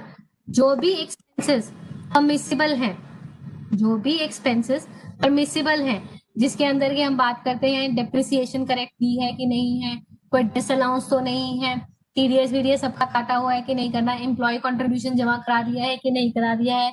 जो एक्सपेंसेस हमने 36 37 के क्राइटेरिया में पढ़े थे कि एक्सपेंसेस मिल जाएंगे, उनको हम अलाउ कर देंगे, ठीक है। और उसके बाद इन्होंने हमें कहा है कि बुक प्रॉफिट निकालने के लिए आपने क्या करना है, साथ में बुक प्रॉफिट के लिए जो ये 10 लाख वाली फिगर है, इस 10 लाख वाले से जितनी भी डिसअलाउंसेस होंगी वो आप हटा दोगे, डिसअलाउंस हटाओगे, जो पर्सनल नेचर के एक्सपेंसेस हैं उनको हटाओगे, ठीक है। मैं यहाँ पर आपने सारी वर्किंग करनी है, इवन इंटरेस्ट ऑन कैपिटल भी माइनस करो, और उसके बाद जो फिगर आएगी करके देखते हैं। जैसे मैंने जो एग्जांपल लिया है इसमें से मैंने इंटरेस्ट भी माइनस कर दिया, मेरे पास अब प्रॉफिट कितना बचा, 9,14,285 का प्रॉफिट मेरे पास बचा। अब इस प्रॉफिट का 90% इज 822,857।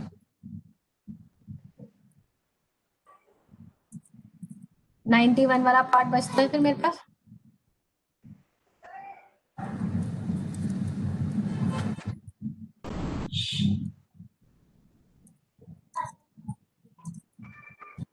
तो ये जो लिमिट निकली है, ये जो लिमिट निकली है इन दोनों को ऐड करके, इतना ये फर्म सैलरी के तौर पे डिस्ट्रीब्यूट कर सकती है।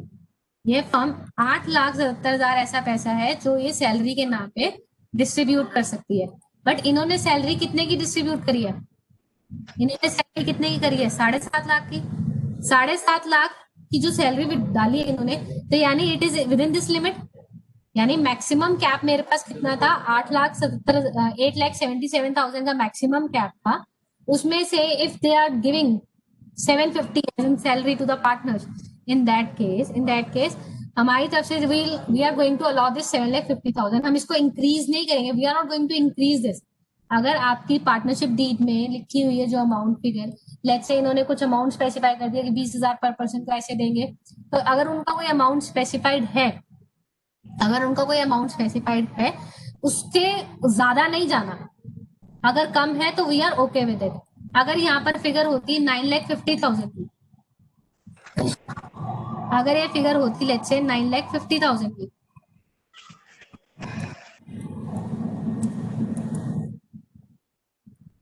तो ऐसे केस में 9,50,000 पहले तो मैं ऐड करती,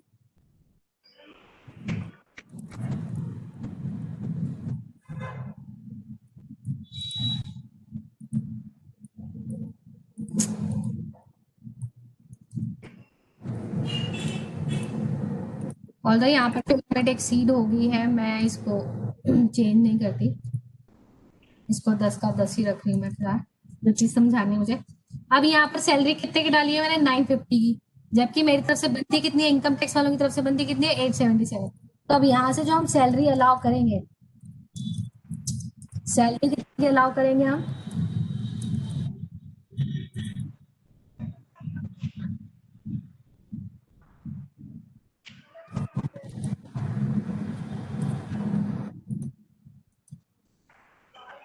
तो जब फाइनल प्रॉफिट निकल के आएगा,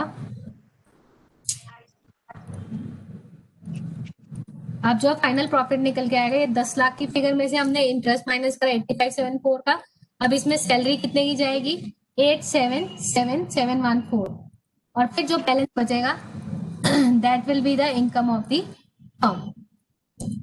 अब ये 36,000 की इनकम फर्म की आ गई और उस पर 30% के हिसाब से फर्दर सेस वगैरह लगा के टैक्स जमा कराएंगे। ये सैलरी वाला क्राइटेरिया क्लियर हुआ कि नहीं हुआ?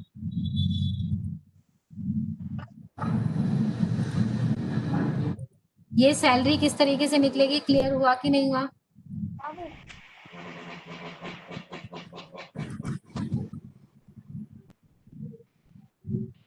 वो कर लो, उसमें कोई दिक्कत नहीं है। जनरली हम राउंडिंग ऑफ लास्ट में करते हैं, इसलिए यहाँ बीच में राउंडिंग ऑफ नहीं करते।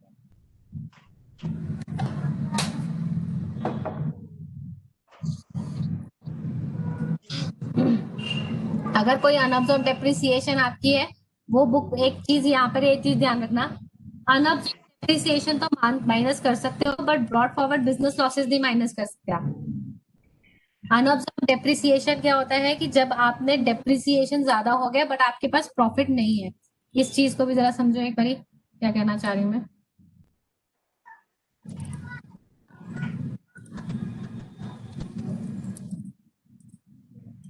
ये देखो, एक टर्म मेरे पास प्रॉफिट है 100 का, डेप्रिसिएशन डेप्रिसिएशन है 120 का। हम जब अकाउंट्स में बनाते हैं तो हम क्या कह देते हैं कि 20 का लॉस होगा, 20 का लॉस आ गया, यही सिचुएशन बोलते हैं हम, ठीक है। बट इनकम टैक्स वाले कहते हैं जब 100 का प्रॉफिट है तो डेप्रिसिएशन है चार्ज अगेंस्ट अ प्रॉफिट। तो जब 100 का प्रॉफिट है तो 100 ही तो डिप्रिसिएशन दोगे, जो 20 तुम्हारा बच गया that will be called as now unabsorbed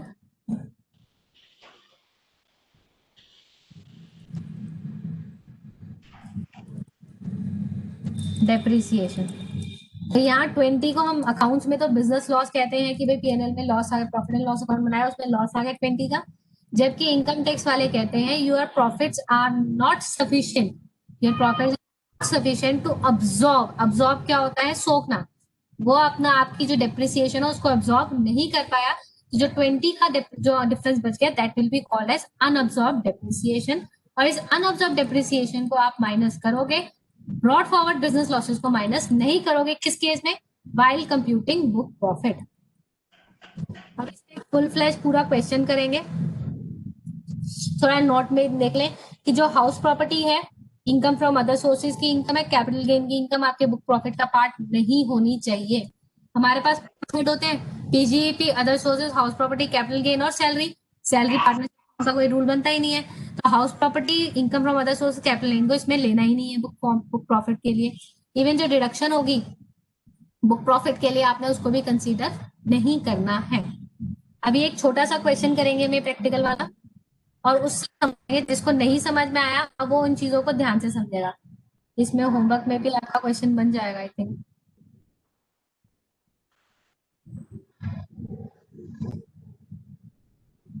question पढ़ना शुरू करेगी क्लास दक्षिण वाला।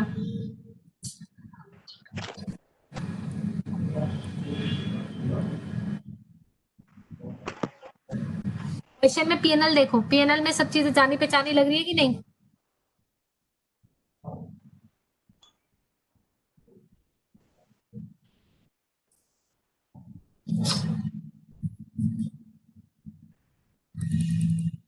सारी क्लास क्वेश्चन देख रही है कि नहीं देख रही है? अभी पहले मुझे वो बच्चे बता दे जिनको ये बातें भी समझ नहीं आई। कोई ऐसा बच्चा जिसको समझ ना आया हो?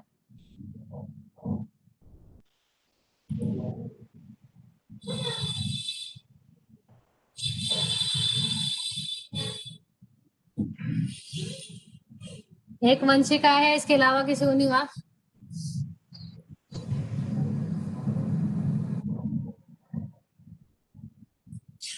वंशिका अब नाउ फिगर्स के साथ समझने की कोशिश करना एंड बी अलर्ट लिटिल। बाकी क्लास में कोई बच्चा जिसको ना आया हो समझ में? और वंशिका आपको जो चीज समझ नहीं आई है आप प्लीज एक बार ध्यान से सुनिएगा, इंपॉर्टेंट पार्ट है, बार बार रिपीट नहीं कर पाएंगे, लंबा चौड़ा है इसमें काम, तो बी लिटिल। बाकी और बच्चा कोई जिसको ना आया हो?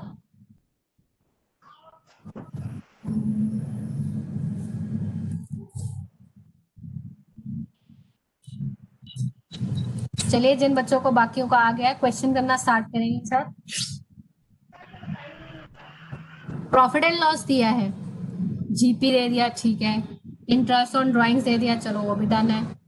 Bonus paid to employees 50,000, interest on loan taken from bank 45,000, other expenses 40, salary to partner उत्तर दक्षिण पूरे अमाउंट दे दिए, interest on capital at the rate 15% उत्तर दक्षिण, okay fine, depreciation 40,000, net profit 87,500, depreciation for the year allowed is 30,000। कुछ कर पा तुझे डेप्रिसिएशन ले रखी है हमने कितने की लिया? 40 की, जबकि अलाउड कितनी है? 30 की। तो इस 40,000 और 30,000 का कोई बच्चा बताएगा क्या ट्रीटमेंट करना चाहिए हमें?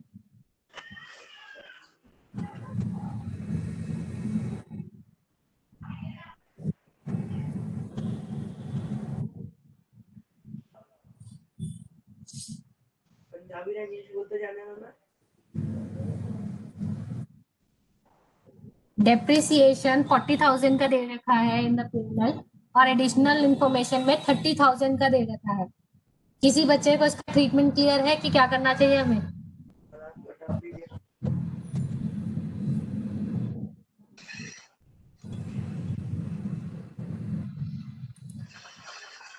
Puja is saying as per section 32 लेंगे। ट्रीटमेंट बताओ बेटे, ठीक है हमने एज पर सेक्शन 32 लेना है। मैं तो नेट प्रॉफिट से शुरुआत करूंगी, मुझे तो नेट प्रॉफिट से लेंगे। इस नेट प्रॉफिट में से ये 40,000 माइनस हुआ है, मुझे माइनस कितना करना था? सिर्फ और सिर्फ 30,000 माइनस करना था। मैंने कितना एक्स्ट्रा माइनस कर रखा है? 40,000 मैंने एक्स्ट्रा माइनस कर रखा है, 40,000 माइनस कर रखा है। वन वे इज कि आप 40 ऐड करो और 30 माइनस करो। कि जो डिफरेंशियल है शिल्पिका अपना अपने आप को अनम्यूट करें।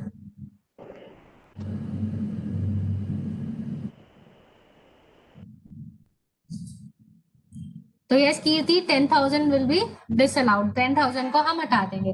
तो हम जनरली 10,000 सीधा नहीं लिखेंगे, हम पहले डेप्रिसिएशन को ऐड करेंगे, फिर लेस करेंगे डेप्रिसिएशन एज पर सेक्शन 32 करके डिसअलाउंस करेंगे, जो 30,000 हमने अलाउ करना है। During the last year firm has incurred loss of 8,50,000। Last year क्या हुआ था, फर्म को बिजनेस लॉस हुआ था 8,50,000 का। Even they are not saying business loss, उन्होंने बोला लॉस है, which includes unabsorbed depreciation of 50,000. यानी 50,000 is our business, 50,000 is our unabsorbed depreciation और 8 lakh is our business loss. ये चीज क्लियर की नहीं?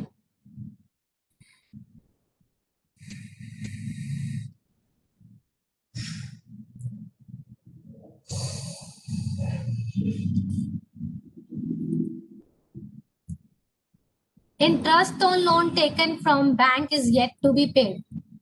इसका कोई बच्चा मुझे बता सकते हैं सेक्शन कौन सा है?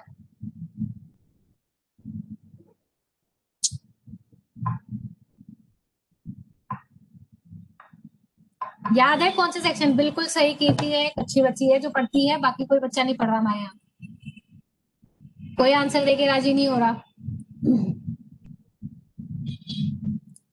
43 भी अप्लाई होगा, उसमें हमने पढ़ा था कि अगर आप बैंक से लोन लेते हैं और अगर पेमेंट नहीं करते हैं, कब तक की पेमेंट की डेट थी उसकी? रिटर्न फाइलिंग वाली डेट थी कि नहीं थी? अरे बच्चों तुम हो क्लास में कि नहीं है? मैं अकेली हूँ क्लास में आज।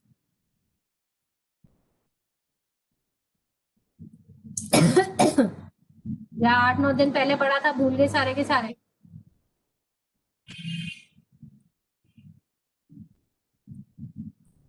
आपने शुरुआत कैसे करनी है? क्वेश्चन है हमें टोटल इनकम फर्म की निकालने को है, तो हम करेंगे क्या? फॉर्मेट बनाएंगे अपने पास में।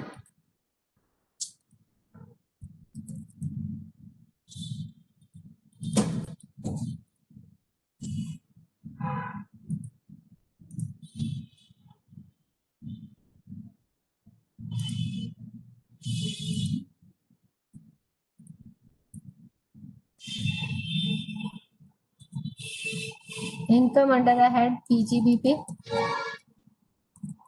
Net profit during the year.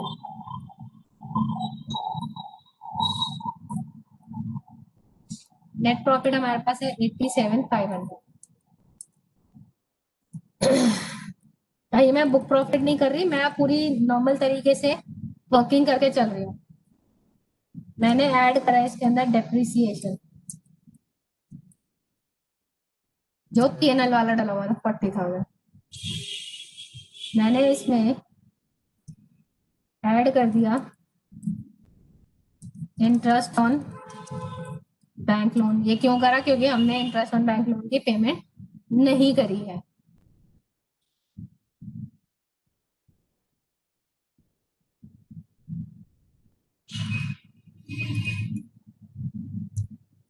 PNL में मुझे और कौन सी आइटम मिल रही है?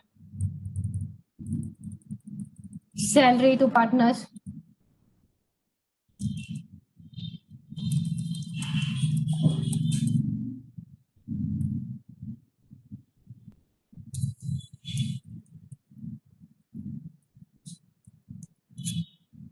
ठीक है जी।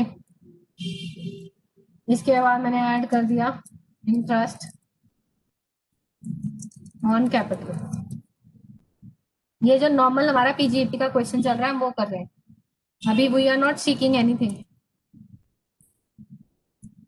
बुक प्रॉफिट पे नहीं हुआ हूं मैं अभी।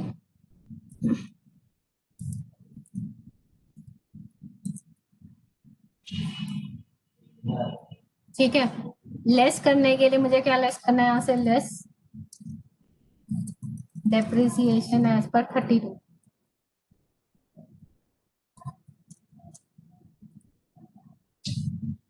ठीक है,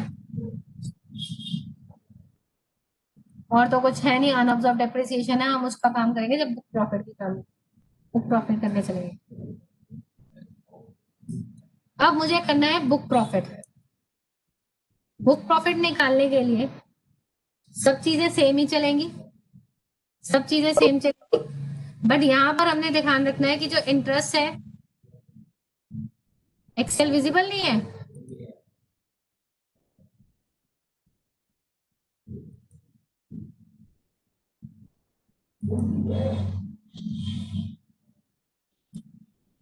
अभी विजिबल है?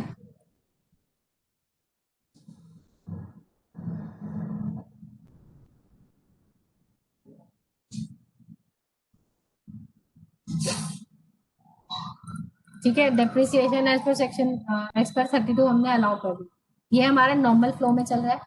अब यहाँ पे हमने लेस करना है परमिसिबल इंटरेस्ट, लेस करना है हमें यहाँ से परमिसिबल रेम्यूनरेशन।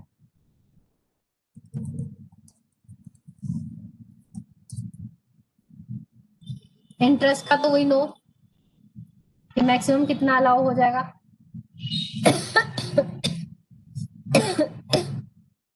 मैंने परमिसिबल इंटरेस्ट निकाल लिया।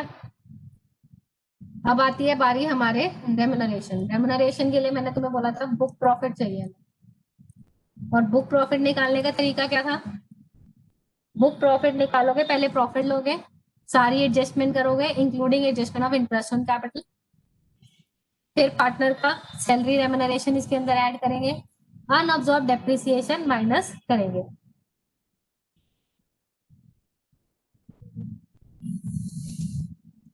ये चीज क्लियर? अब वर्किंग में देखो कैसे करेंगे हम। 87,500 लिया, सैलरी ली, इंटरेस्ट ऑन कैपिटल हमने यहाँ प्लस करके फिर माइनस करा है, ठीक है, वही सेम हिसाब आएगा। डेप्रिसिएशन माइनस कर दी, इंटरेस्ट होता डिसअलाउ कर दिया, करके we are at this book profit. हम अभी कितने बुक प्रॉफिट पे हैं, हम भी अपना बुक प्रॉफिट यहाँ निकाल लेते हैं जो कंप्यूटेशन चलेगी।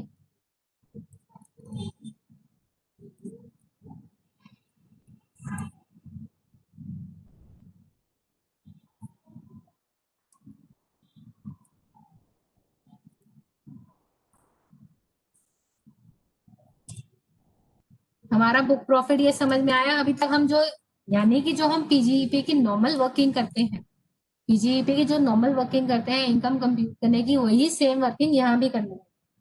वही सेम वर्किंग हमने क्या करनी है, यहाँ पर भी एज इट इज करनी है। तो आपने क्या करना है, जब भी क्वेश्चन करेंगे तो पेपर में आप इस तरीके से पहले नॉर्मल पीजीईपी के प्रोविजन को निकालते हुए बना लेंगे, फिर उसके बाद बुक प्रॉफिट लेके चलेंगे।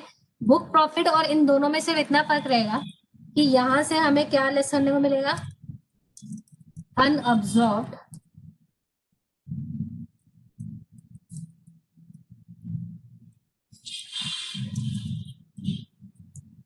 अनअब्सॉर्ब्ड डेप्रिसिएशन कितने का था बच्चों?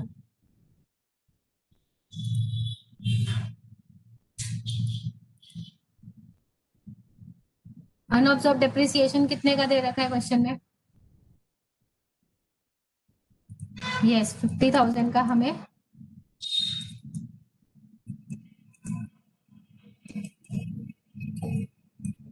इसके अलावा हमारी कोई डिडक्शन रहेगी हो, हमने सारी चीजें कर ली।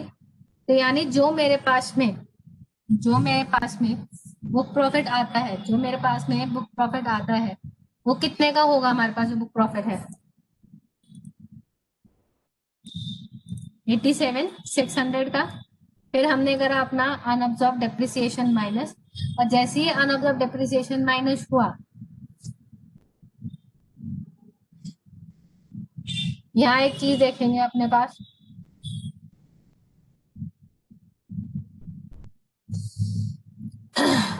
आ गया।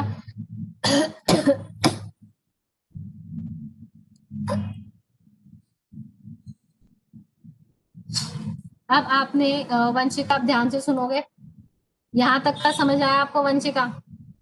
हमने क्या प्लस माइनस करा है, is it clear? Book profit वाली वर्किंग पे बाद में लगाती, पहले बताओ ये क्लियर है कि नहीं है?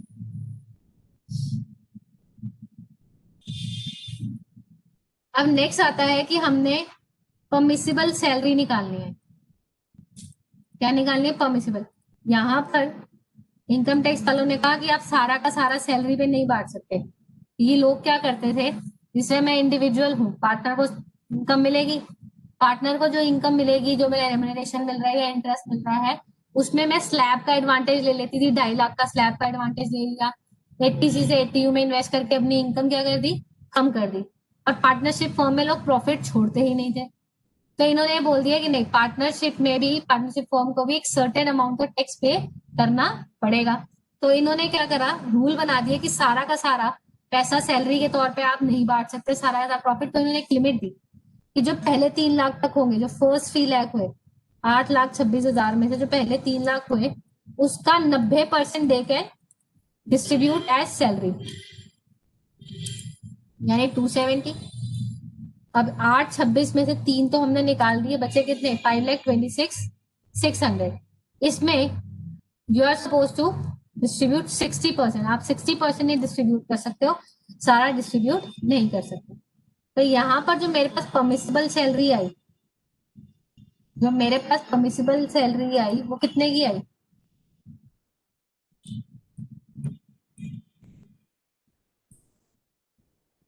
जबकि इन्होंने ली कितनी हुई थी, और हमारे यहाँ से कितनी बनती है, 580,5,960।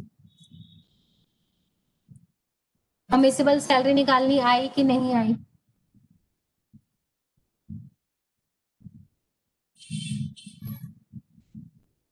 किसी बच्चे को ये क्लियर नहीं हो तो बताएं।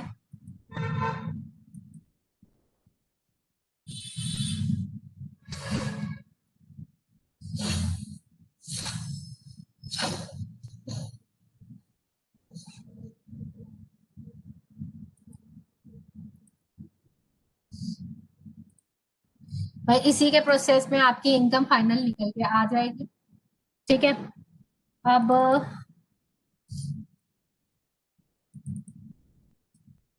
23 आप अपने आप अटेम्प्ट करेंगे, उसको एक बार समझा दूं मैं आपको, माइनस करके नहीं कर देती।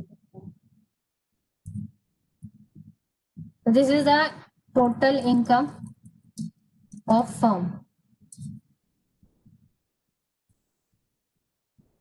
अब जो पार्टनर्स हैं, ये तो हमने फर्म के हाथ में देखा, फर्म के हाथ में कितना टैक्सेबल होगा। पार्टनर्स के हाथ में जो सैलरी जाएगी, इनका कितना कितना अमाउंट था इसका, 4,500 और 6,000, 4,500 और 6,000। तो 4,500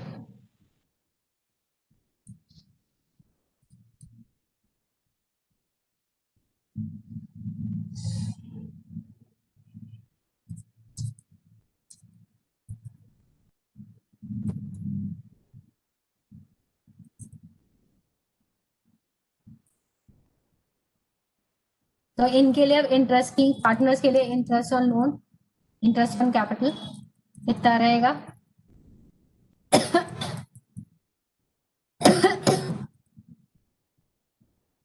रेमुनरेशन जो रहेगी, रेमुनरेशन हमने कितनी दी है, 585,960 की, 585,960 की। अब दोनों के बीच में डिवाइड करनी है हमने। हम प्रोपोर्शन कौन सा लेंगे, जो हमने पहले सैलरी दी थी उसी प्रोपोर्शन पे लेंगे। ये आई थिंक डबल है, ट्वाइस आ रहा है।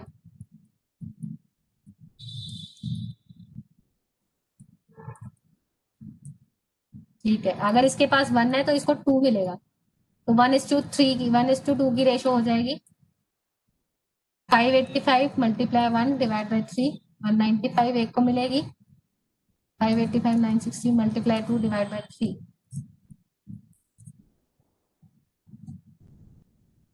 इसकी आई 195,320, 396,440।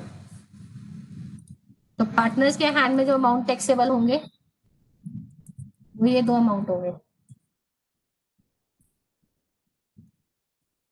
बाकी प्रॉफिट का शेयर जो आएगा, प्रॉफिट का शेयर पार्टनर के हाथ में होगा एग्जाम, प्रॉफिट का शेयर पार्टनर के हैंड में क्या होगा, फुल्ली एग्जाम होगा। अब ये जो टोटल इनकम हमने फॉर्म की निकाली थी, इस टोटल इनकम को यहीं खत्म नहीं करना, इसके बाद हमने क्या करना है, यहाँ से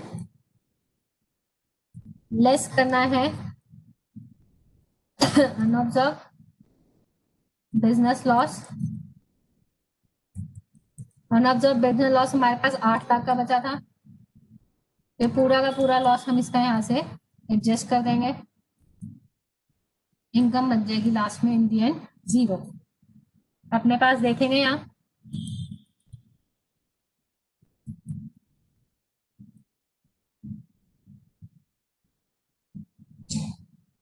ये चीज समझ में आई कि नहीं आई?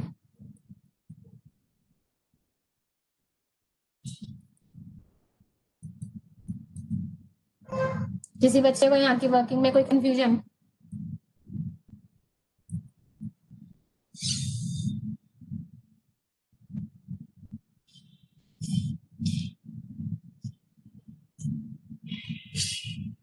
ये वाला पार्ट क्लियर हो गया तो मैं दूसरा प्रोविजन समझाऊं। दिलीप आपको क्या समझ नहीं आया?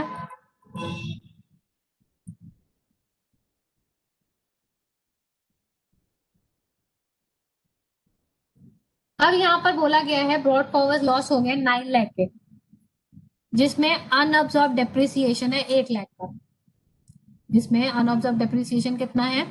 1 लाख का है। और बिजनेस लॉस 9 लाख का।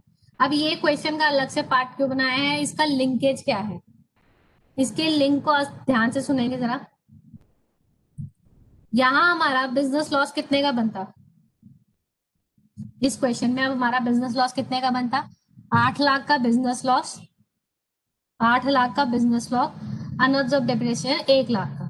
ठीक है, हमने यहां तक चीज समझ ली थी 8,76,600 तक, हम यहां तक पहुंचे थे बुक प्रॉफिट पे। अब मुझे क्या करना था, यहाँ से अनअब्जॉर्ब डेप्रिसिएशन माइनस करना था। क्या माइनस करना था? अनअब्जॉर्ब डेप्रिसिएशन माइनस करना था। अब मैं मैक्सिमम कितना अमाउंट माइनस कर सकती हूँ? अगर मैं सीधा 1 लाख माइनस कर देती हूँ जो था एक्चुअल में फिगर, मेरा प्रॉफिट कितना बच जाता है? मेरा बिजनेस का प्रॉफिट कितना दिख रहा है? 7,76,600। और जबकि मेरा बिजनेस लॉस कितने का है? मेरा बिजनेस लॉस है 8 लाख का। कह रहे हैं कि जो अनअब्जॉर्ब डेप्रिसिएशन आप यहाँ माइनस करोगे तो जो ये फिगर आती है आफ्टर डिडक्टिंग अनअब्जॉर्ब डेप्रिसिएशन, ये 8 लाख से कम नहीं होनी चाहिए। ये 8 लाख से कम हो रही है फिलहाल, इन्होंने क्या बोला इसको कि ये 8 लाख से कम नहीं होनी चाहिए। तो इस सिनेरियो में हम सिर्फ अलाउ करेंगे सिर्फ इतना, मैं 1 लाख का अनअब्जॉर्ब डेप्रिसिएशन माइनस नहीं करूंगी, मैं 1 लाख का डेप्रिसिएशन पूरा का पूरा अनअब्जॉर्ब डेप्रिसिएशन माइनस नहीं करूंगी, क्योंकि उससे मेरी सिचुएशन क्या हो जाती है, जो मेरे बुक प्रॉफिट्स हैं वो बिजनेस लॉस से हो जाते हैं कम। मेरे बुक प्रॉफिट्स क्या हो जाते हैं? बिजनेस लॉस से कम हो जाते हैं। अगर ऐसा कोई सिनेरियो आएगा तो आपने अपने अनअब्जॉर्ब डेप्रिसिएशन को रिड्यूस कर देना है। आप सेट ऑफ कैरी फॉरवर्ड का एक चैप्टर पढ़ोगे अपनी बुक में, उस सेट ऑफ कैरी फॉरवर्ड के चैप्टर में चीज साफ साफ बताई गई है कि जो अनअब्जॉर्ब डेप्रिसिएशन है कभी ये पहले माइनस नहीं होता, पहले हमेशा बिजनेस लॉस माइनस होता है, क्योंकि उसका एक टाइम पीरियड है कि ये जो एडजस्टमेंट कर रहे हैं ये मैक्सिमम तो मैक्सिमम 8 साल तक हो सकता है, बल्कि अनअब्जर्व डेप्रिसिएशन लाइफ लॉन्ग है, ये चलता ही जाएगा, ये कभी माइनस, इसकी सिचुएशन कभी ऐसी आएगी नहीं कि कोई एक्सपायर होने वाली। पर जबकि बिजनेस लॉस क्या हो जाता है? एक्सपायर हो जाएगा आफ्टर 8 ईयर्स। इसीलिए ये प्रोविजन बनाया गया कि भाई आपने जो अनअब्जर्व डेप्रिसिएशन माइनस करनी है ओनली टू द एक्सटेंट कि ये जो बैलेंस बच रहा प्रॉफिट है वो एक्सीड कर जाए बिजनेस लॉस से, बट वो बिजनेस लॉस से कम नहीं होना चाहिए। ये चीज समझ में आई कि नहीं जो बोला है? तभी इन्होंने अलग सा इसमें पार्ट बना के दे दिया कि बताओ इसमें अब आप कैसा करोगे। तो यहाँ देखो इस सिचुएशन में हमने क्या करा, 76,600 ही माइनस करा, हमारे पास कितने का आया बुक प्रॉफिट? 8 लाख का। 8 लाख को हमने प्रोपोर्शनेट निकाल के रेम्यूनरेशन दे दी। अब जब वर्किंग होगी बुक प्रॉफिट 876,600 का, पार्टनर की यहाँ पर सैलरी परमिसिबल बनी 5,70,000, माइनस करने के बाद मेरे पास फिगर आती है 3,06,600। ब्रॉड फॉरवर्ड लॉस मेरे पास 8 लाख के हैं, 8 लाख में से 3,06,600 हमने दे दिए, एडजस्ट कर दिए, बैलेंस हमारा क्या हो जाएगा, ब्रॉड फॉरवर्ड बिजनेस लॉस हो जाएगा और अनऑब्जर्व डेप्रिसिएशन 1 लाख का कैरी फॉरवर्ड चलता जाएगा। ये पार्ट क्लियर हुआ कि नहीं हुआ?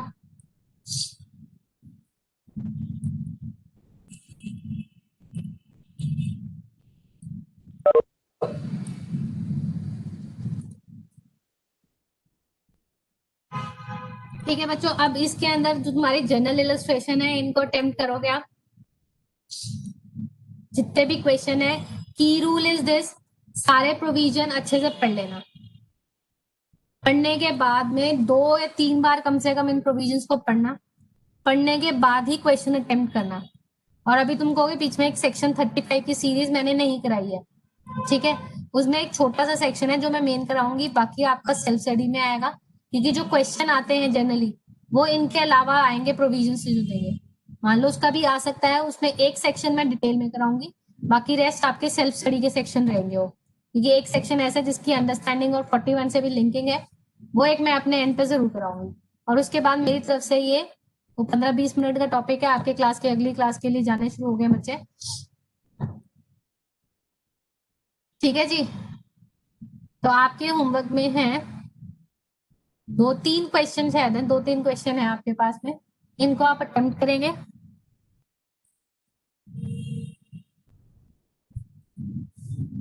जो पिछली क्लास में मैंने पढ़ने के लिए दिया था उसका किसी ने कोई पूछना है तो पूछ लो। किसी बच्चे को कोई अभी भी जो पढ़ाया है, अभी we are having still 8 minutes हमारे पास में है, जिसने पूछना है पूछ सकता है।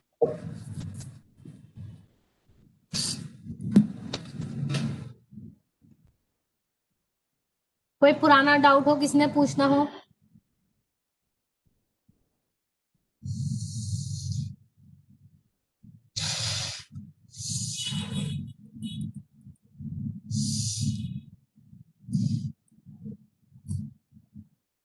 किसी को कुछ नहीं पूछना?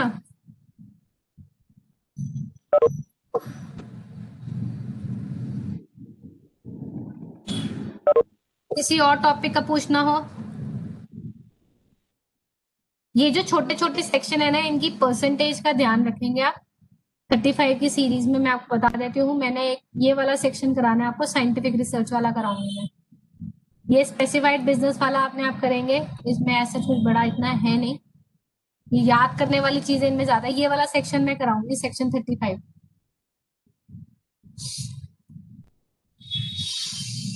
साइंटिफिक रिसर्च वाला।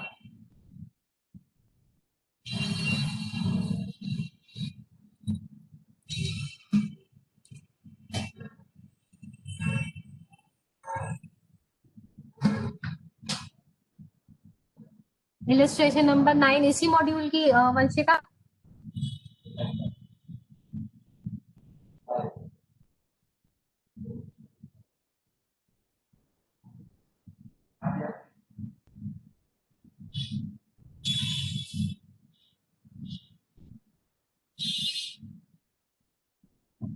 हाँ जी बोलो, इसमें वंशिका क्या कह रहे हो आप?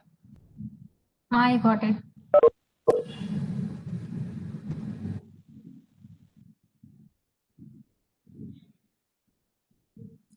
इसमें क्वेरी क्या है आपकी वंशिका? छोटा सा ही क्वेश्चन है।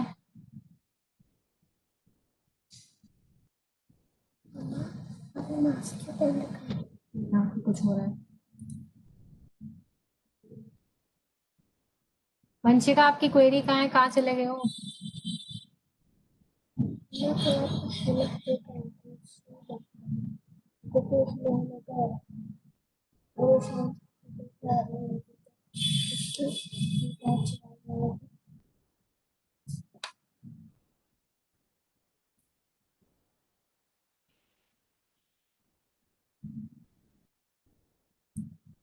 Sixty seven.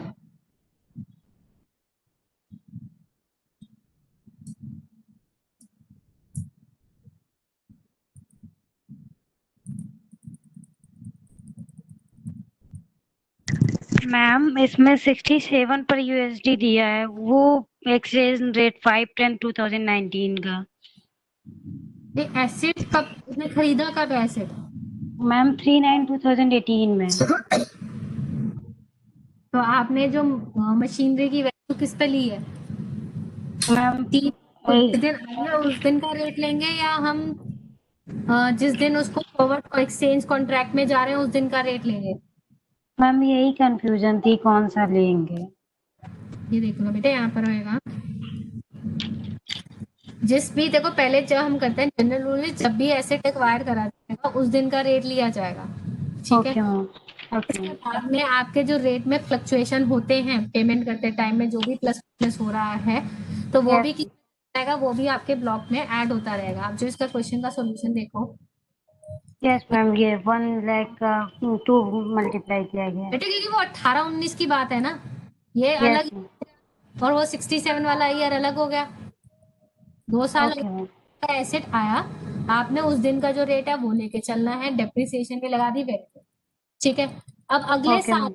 भी कन्वर्जन रेट का डिफरेंस, ये सिर्फ उन सिचुएशन में होता है जब आपने उधार पे एसेट लिया हो, ठीक है। यस जिन्होंने मैम।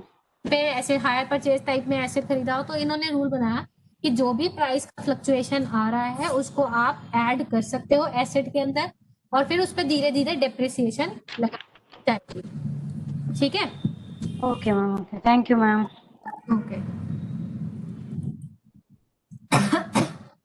और किसी बच्चे की क्वेरी है पूछ लो भाई, आई एम रेडली अवेलेबल।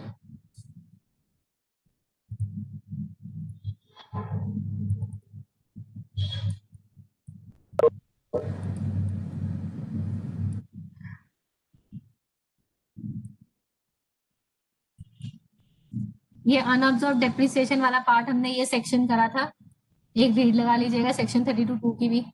ये मैंने आपको बताया कि अनलिमिटेड पीरियड तक मिलेगा, और ये किसी भी हेड से डिडक्ट करा जा सकता है एक्सेप्ट सैलरी और कैजुअल इनकम के अलावा, और ये इनडेफिनेट पीरियड तक हम आगे लेके जा सकते हैं, कोई रिस्ट्रिक्शन नहीं है इस केस में। और ये अगर आपका बिजनेस डिसकंटिन्यू हो गया, नया बिजनेस भी कर सकते हो, तो स्टिल आप अनऑब्जर्व डेप्रिसिएशन क्लेम कर सकते हो।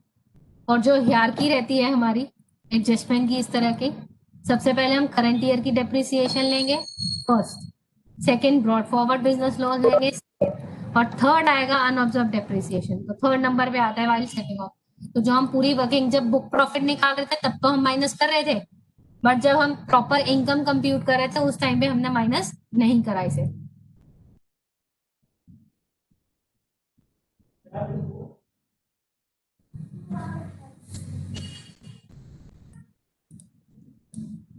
चलिए ठीक है, चलते हैं। अगर किसी बच्चे की कोई क्वेरी है still they can ask me, या तो आप सबको सब समझ में आ रहा है या फिर किसी को कुछ समझ ही नहीं आ रहा है, ऐसा हो रहा है।